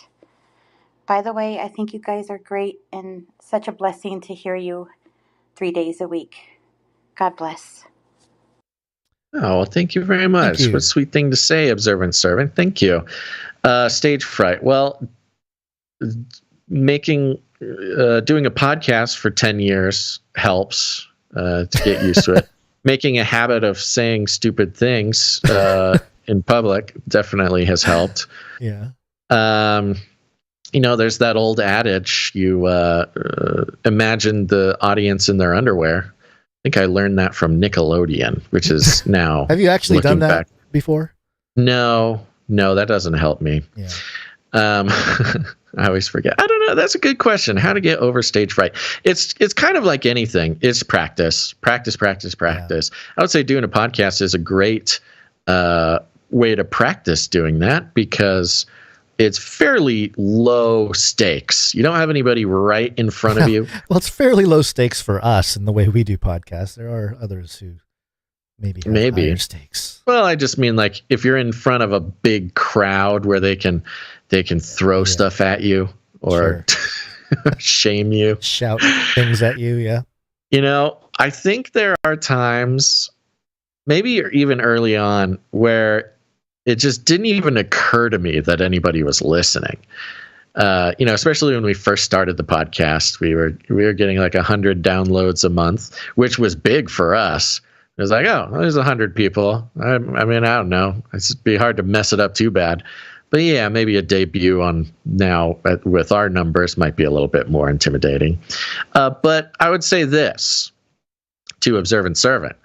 If you are leaving a story about your testimony here for other Canarians, this is a family. I mean, Canarians, we're very gentle with other Canarians. There's nothing to be afraid of with us. I mean, you're just talking to family. I would consider it that way. If you're going to be telling your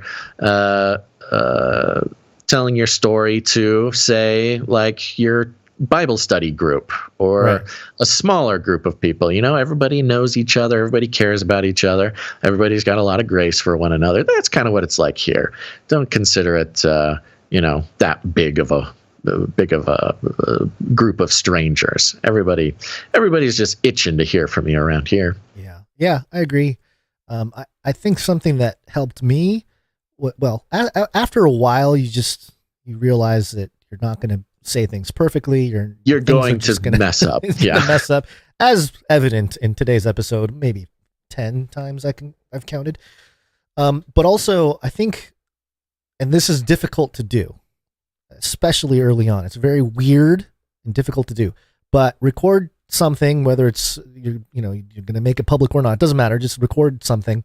And then listen back to it. Listen to it. Yeah. Because then you can start thinking, painful. I say a lot, or I say like all the time, which I still do, and I still need to improve on that. Yeah. But it is a good practice. Mine is, I say all the time. Or man. It is a painful thing listening to your own voice. It is. And I didn't listen to anything of ours for the first 4 years, maybe 5 years. Oh, I did. No, I know you had to because you were doing editing. It was when I started the Joyspiracy theory, and I was editing it myself. That's when I really spent hours and hours and hours listening to my own voice, and you just get used to it, and you realize that the things that you think make your voice sound horrible are the things that other people like about it. Yeah. Like Observant Servant, very very sweet, wonderful voice, makes me feel all warm and fuzzy inside. Yeah. So there you go.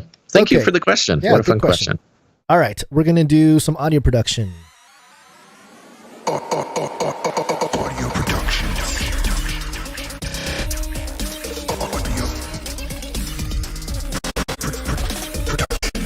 We got one from Lil Owen. Here's a note here. Matthew 24 is ringing more true every day that passes. Keep preaching the gospel in word and especially deed. Love you all. He's got this Matthew 20. It's a minute and a half. We'll play about 30 seconds or so of it. Okay.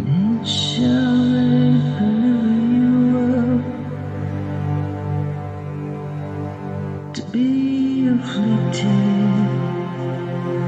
shall kill you. You shall be hated of all nations. My name says.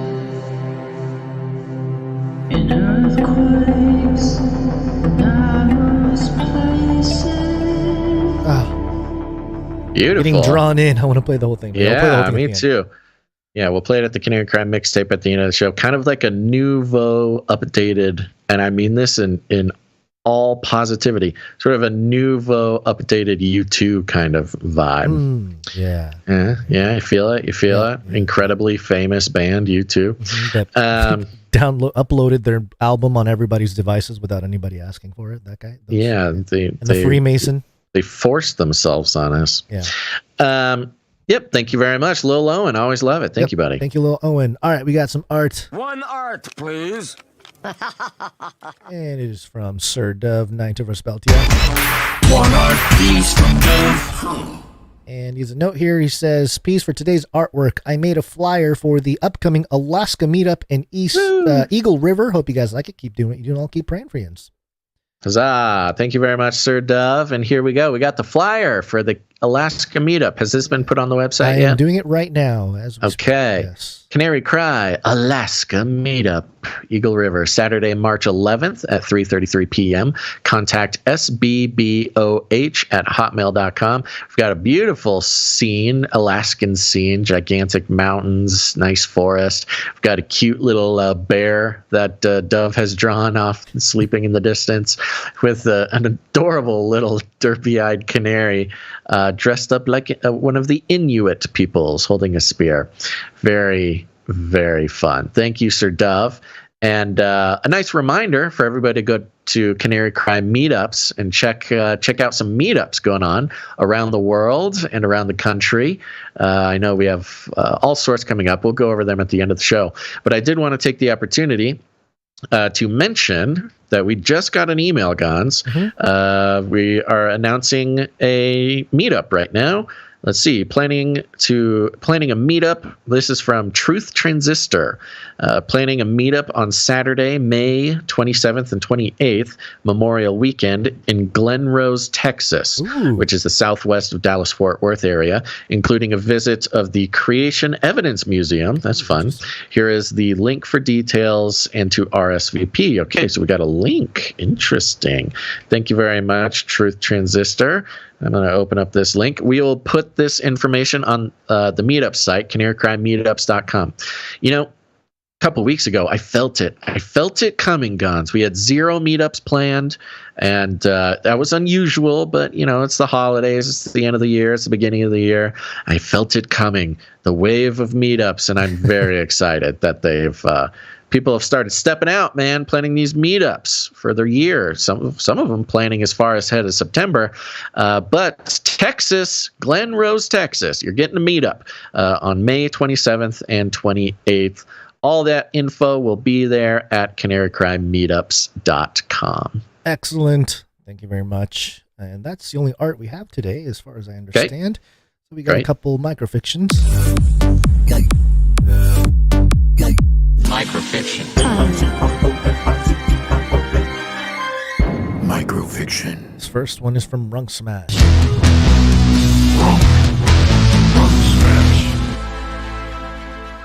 Mike floats in the tank, and a cacophony of disruption echo through the tank. The DMT takes hold, and he is thrust through a door into another world.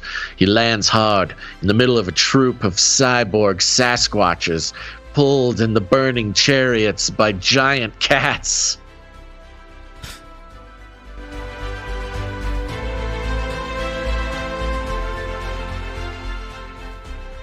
I really hope we get there.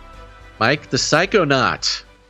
Mike the Psychonaut, facilitated by the chaplain, the psychedelic chaplain, has entered the DMT spirit realm. We'll see what happens. Thank you very much, Runk Smash. Thank you, Runk Smash. I just like the idea of a burning chariot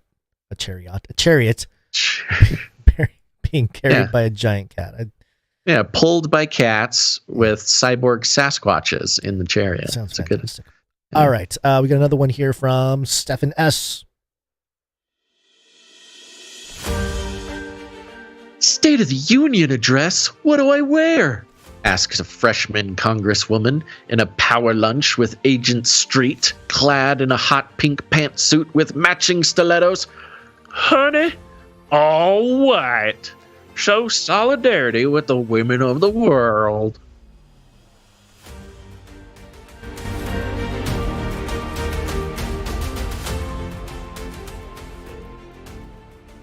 Democrats is Marjorie Taylor Greene asking Nancy Pelosi what to wear to the State of the Union. They could share fashion tips. I mean, I'm sure that would be a hit show.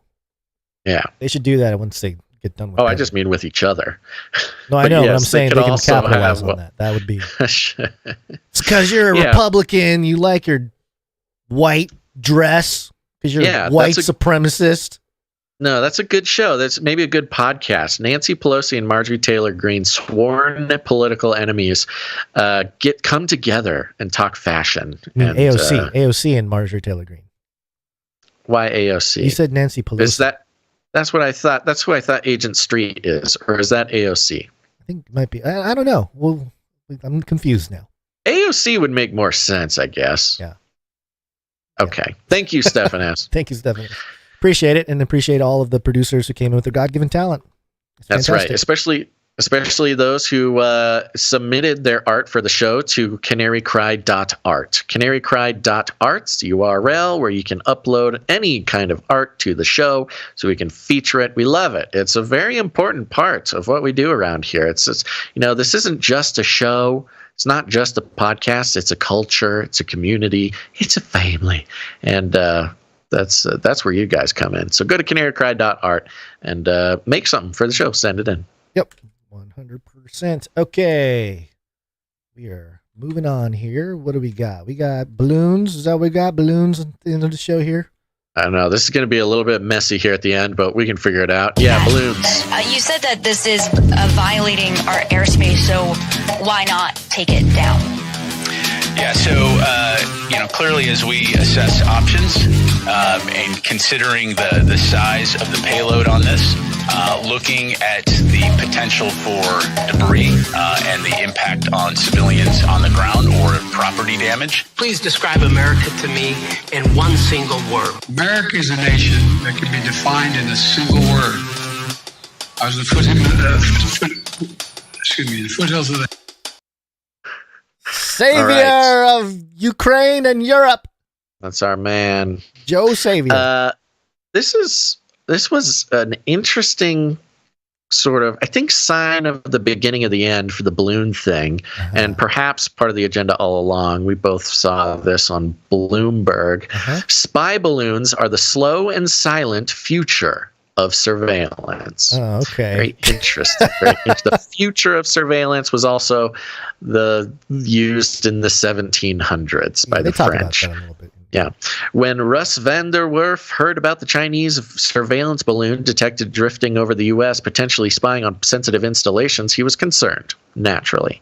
But as vice president for the Stratospheric Solutions at Aerostar, a company that makes high-altitude balloons, he was also kind of psyched. Good reporting, Bloomberg. Van der Werf has been working to convince government and commercial customers that Aerostar's products offer serious advantages as surveillance platforms. It isn't always easy. Quote, there's always someone saying, oh, now the balloon kooks are here, he says. Well, now it looks like other people think it's a good idea, too. The tables have turned. It's a wonderful underdog story. It is. About the balloon industry, which, of course, we all know now has existed, sort of unappreciated for quite some time now. And we've actually talked about Aerostar before, reporting on their different products. The Aerostar is really, really taking advantage of all this balloon hype. And it seems like it may have opened some doors to the government, to government contracts. And I don't want to spend too much time on this article because the long and short of it is that, there's a big push for balloons now. Now, we know that the U.S. has had a robust surveillance balloon program. What was it, since 2015? Yes. Yeah, there was a program in 2015. 2017, there was another report on it. And I think it says in this article about 2012. I had mentioned on Twitter the whole Project Loon thing, which went defunct, but it seemed like maybe, kind of like a paperclip situation. They might have moved some of the research to another country or something, maybe China. I don't know. But anyway, yeah. So some of the benefits of balloons being touted in this article, they say it's better than satellites because a satellite only stays over an area for a couple minutes. It's better than airplanes because airplanes can be detected easily. Stratospheric balloons can overcome many of these problems. They fly higher than planes and are made of material that's transparent to radar. They're much harder to spot when they slip over the borders of unfriendly countries, as well as the fact that they can hover over a single area for weeks by controlling their altitude to catch different wind currents, things like that. I'm starting to suspect that this entire thing was just one big stunt for the balloon industry. I mean, you have a failing industry you truly believe might change the world of surveillance and other stuff, and nobody's paying attention to you. Somehow put off a big balloon, spray paint some Chinese characters on the sides, and get a couple shot down. It's worth it because suddenly the fear will strike into the hearts of the American government. And, we have the medical industrial complex, the military industrial complex, and I think we're going to have the balloon industrial complex now. The balloons are back, baby. They are back. But this is just a setup to another big story that's been floating around the past couple of days. What do you got, Guns?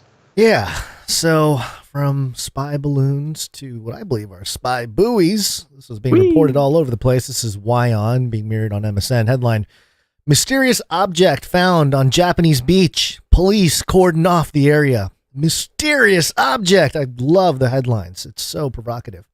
In Japan, police have cordoned off a beach after discovering a mysterious ball on the sand. Mysterious ball on the sand? Sounds like a balloon to me, Gons. Oh, not this one. Not when you see it. As per local media reports, authorities are worried that the object might be a sea mine of some kind. A sea mine. Basil, don't step on those sea mines.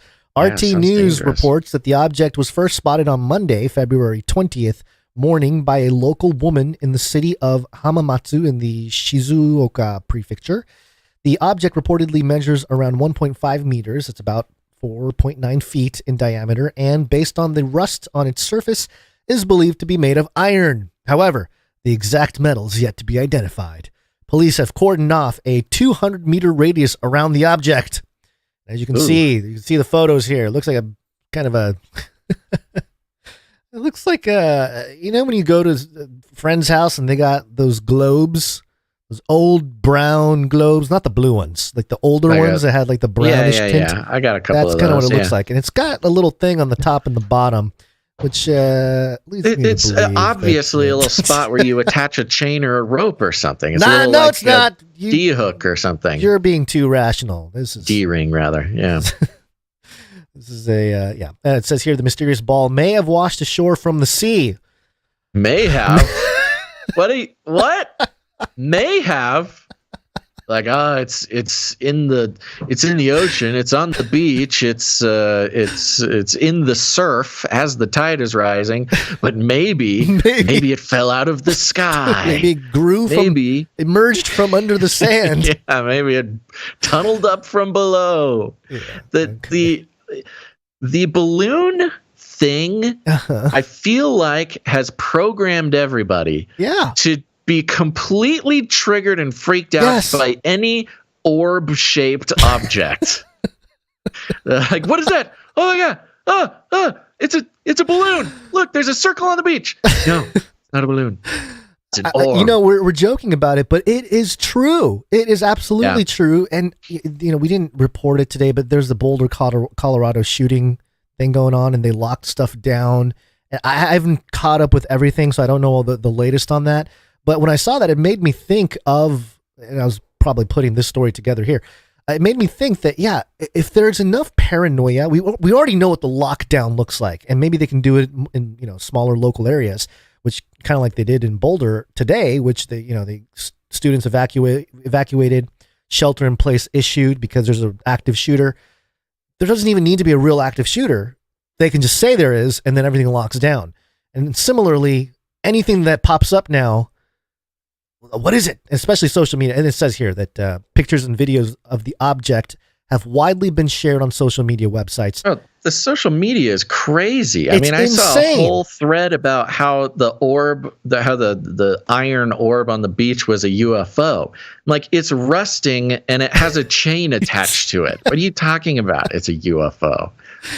So anybody who does any amount of due diligence, you can just go to your Googler or whatever, doesn't matter, and just type in industrial metal buoys. Yeah. And you'll get a bunch of what looks like big metal balls with hooks on either end. And I mean, it's literally a thing. Spherical buoys is a thing. Well, the fun part is that the story isn't a buoy washed up on beach. The story here, for our sake, is look how powerful just a couple of weeks of narrative crafting can be. You know, the constant onslaught of balloon talk has created it where a literal piece of trash washes up on the beach, and people are so triggered, they're so primed to be scared of orbs that it completely sets Twitter on fire, and not in a fun way. Originally I thought, oh, okay, people are having fun with this. Like, they're making fun of the balloon thing. You know, they freaked out over balloons. Turns out it might not have been anything. Now they see another orb and it's kind of like a meme, like a joke. But the more you looked into it, it's like, wait, no, it's not. Like, the mainstream media is covering a buoy that washed up a mysterious object. And they use the same language too. Object, unknown object, washed up on beach.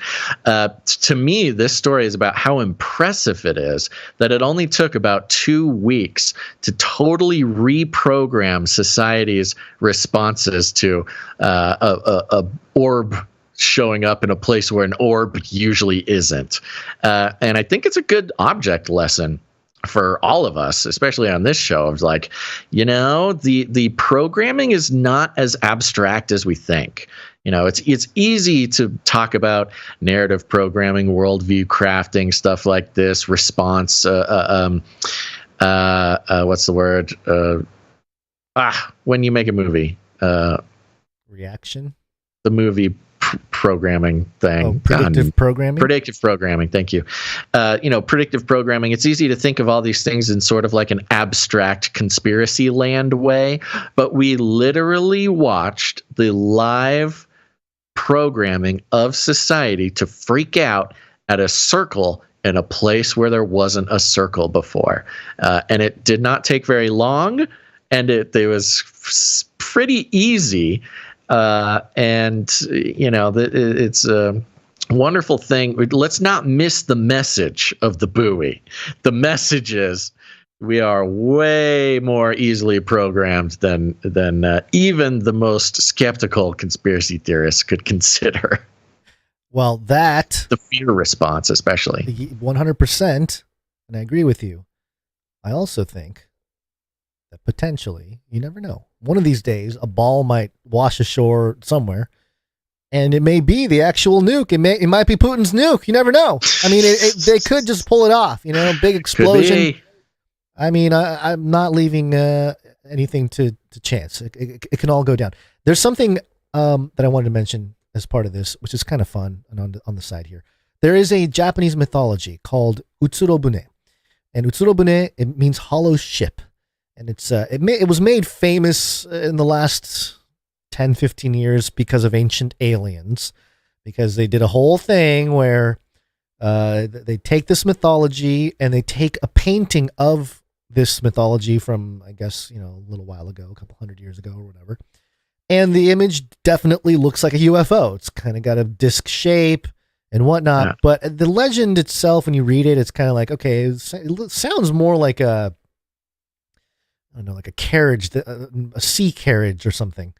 But I thought it was interesting because, this would be a little more, I don't know, worthy of social media speculation from the conspiracy crowd.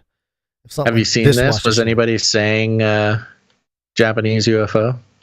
Some people were, but not really. People aren't that informed nowadays when they're responding to conspiracy stuff. But I thought it was interesting because according to legend, on February 22nd, 1803, how many years ago is that? It's 2023, 1803. That is 220 years ago. Yeah. Ooh, 220. Yeah. On the 22nd. Ooh. Local fishers of the Harayadori shore in the Hitachi province saw an ominous ship drifting in the waters. Curious, they towed the vessel back to land, discovering that it was 3.3 meters. Ooh. Almost twice as big as the ball, and 5.45 meters wide, reminding the witnesses of Kohako, Japan incense. It reminded them of the incense burners that they have over there. Its upper part appeared to be made of red-coated rosewood, while the lower part was covered with brazen plates, obviously to protect it against the sharp-edged rocks. So it was a water vehicle of some kind, but of course, it sounds like the landing pod of an old space shuttle, not shuttle, but space rocket, like from the Apollo missions, where it was like a cone type of thing that fell down and had the heat resistant plating. Yeah.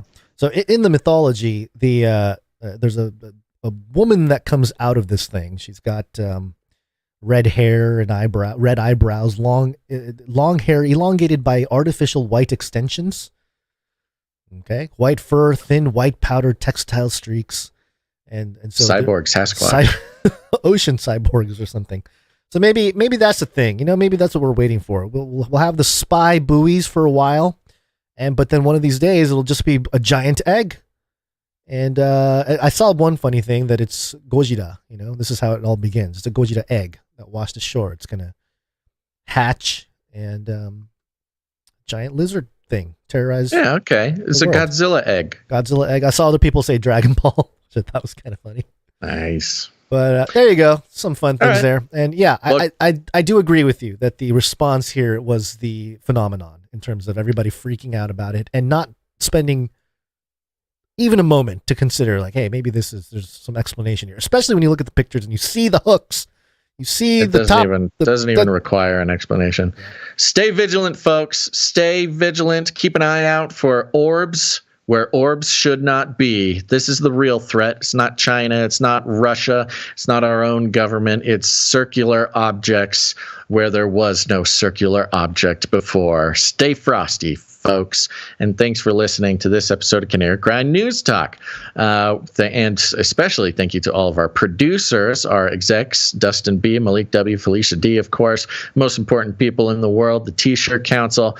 Thank you to all producers coming in with your talent, our artists, and now it's time to thank the producers who keep this show going, doing the thankless jobs of producing with their time, starting with our Clippies.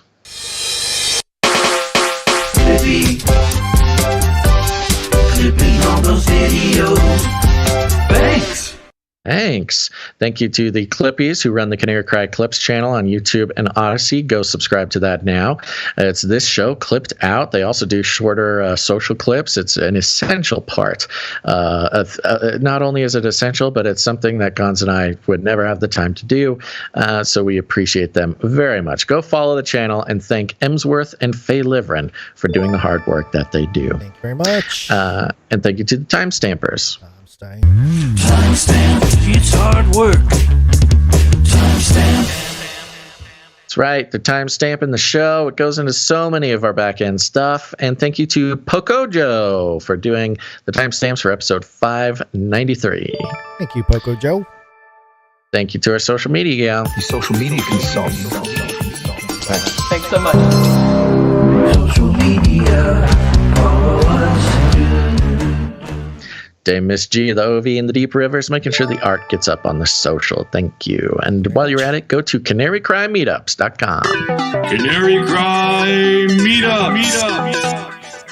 Canary Cry Meetups. It's your one-stop shop for all the very exciting meetups going on around the world. No matter where you are, there either is a meetup or could be a meetup. It's just up to you to put it on. CanaryCryMeetups.com.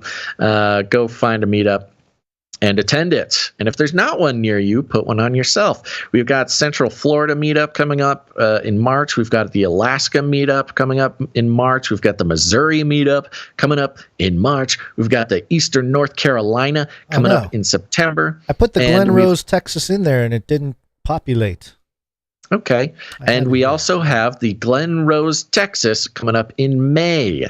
So go check it out, canarycrymeetups.com. If you don't see one near you, just send us an email at canarycryradio@gmail.com. Tell us you want to put on a meetup, and we will do the rest. We'll tell people about it. We will put it on the website, and people will come. No matter where you are in the world, there are other Canarians near you. It's just a matter of luring them into the public eye. And, in all seriousness, in-person fellowship is very important, something that is often taken for granted, and also something that lots of people can be skeptical of. But people are good, especially if they're listening to this podcast.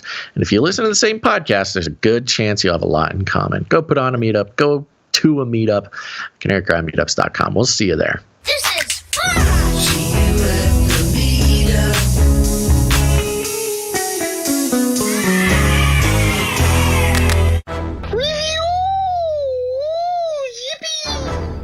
That's right. Go leave ratings and or reviews on Apple Podcasts, or don't. I don't know. Do you need reverse psychology? I can do that. Or if you need some positive psychology, I got that. But whatever you do, you should go look at the most recent review at Canary Cry News Talk. We're going to read it on Friday.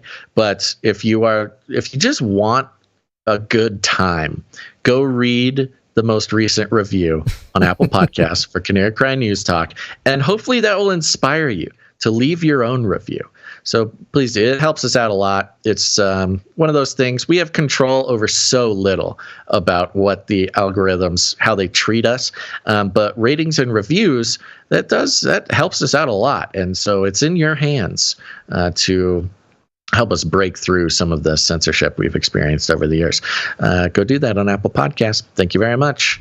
And other than that, share the show. Share it with. Oh, thank you to Jam for the articles. Oh yeah. Including Nancy and Paul for using canarycry.report.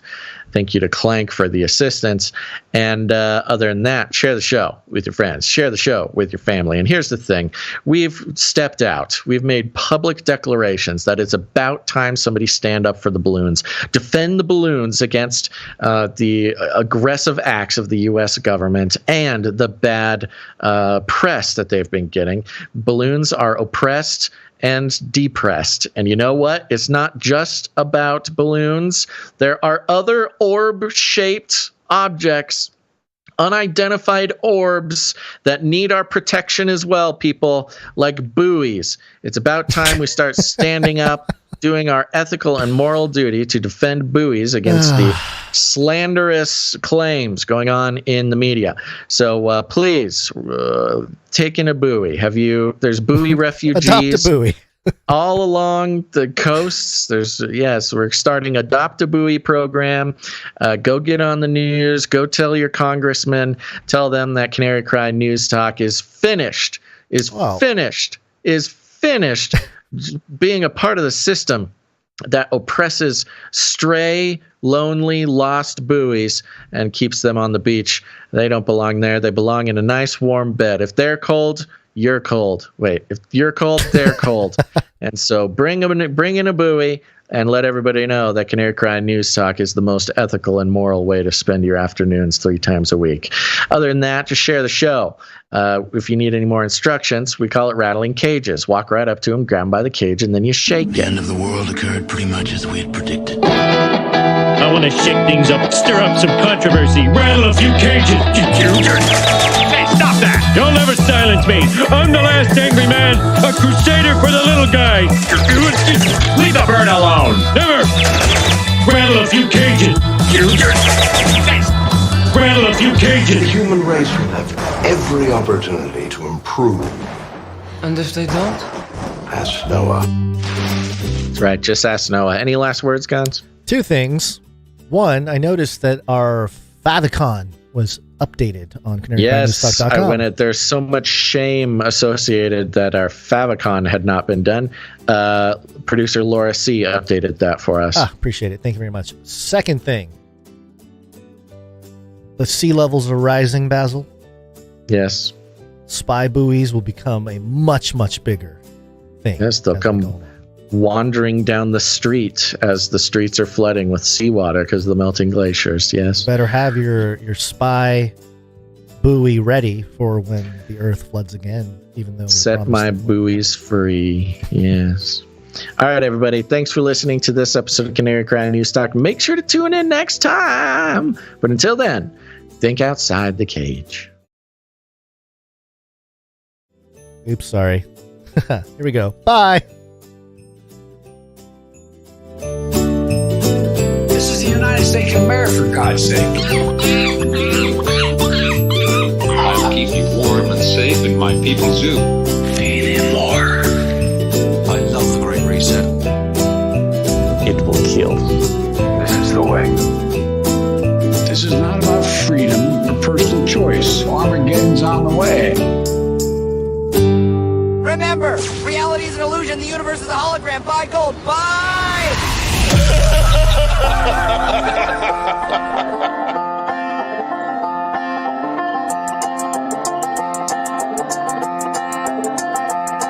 When the news of the day gets to feeling like a maze, it's okay, don't be afraid if you don't know what to say. Canary, cry awaits. When your brain's in a haze and a headline days, come on ahead my way, I can help you out the cage. Canary, cry awaits. Canary, cry awaits. Oh, canary, cry awaits.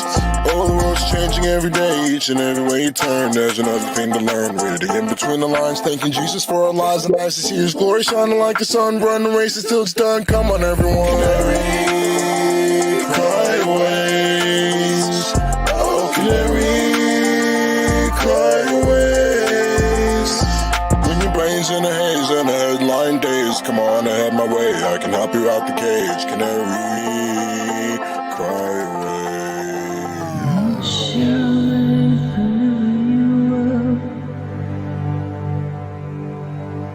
To be afflicted shall kill you. You shall be hated of all nations. My namesake in earthquakes, diverse places.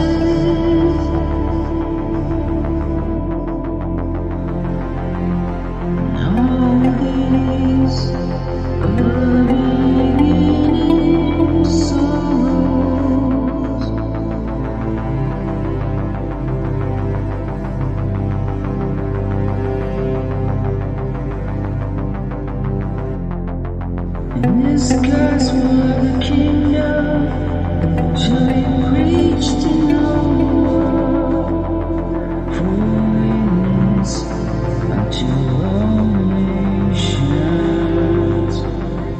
Then the end shall come.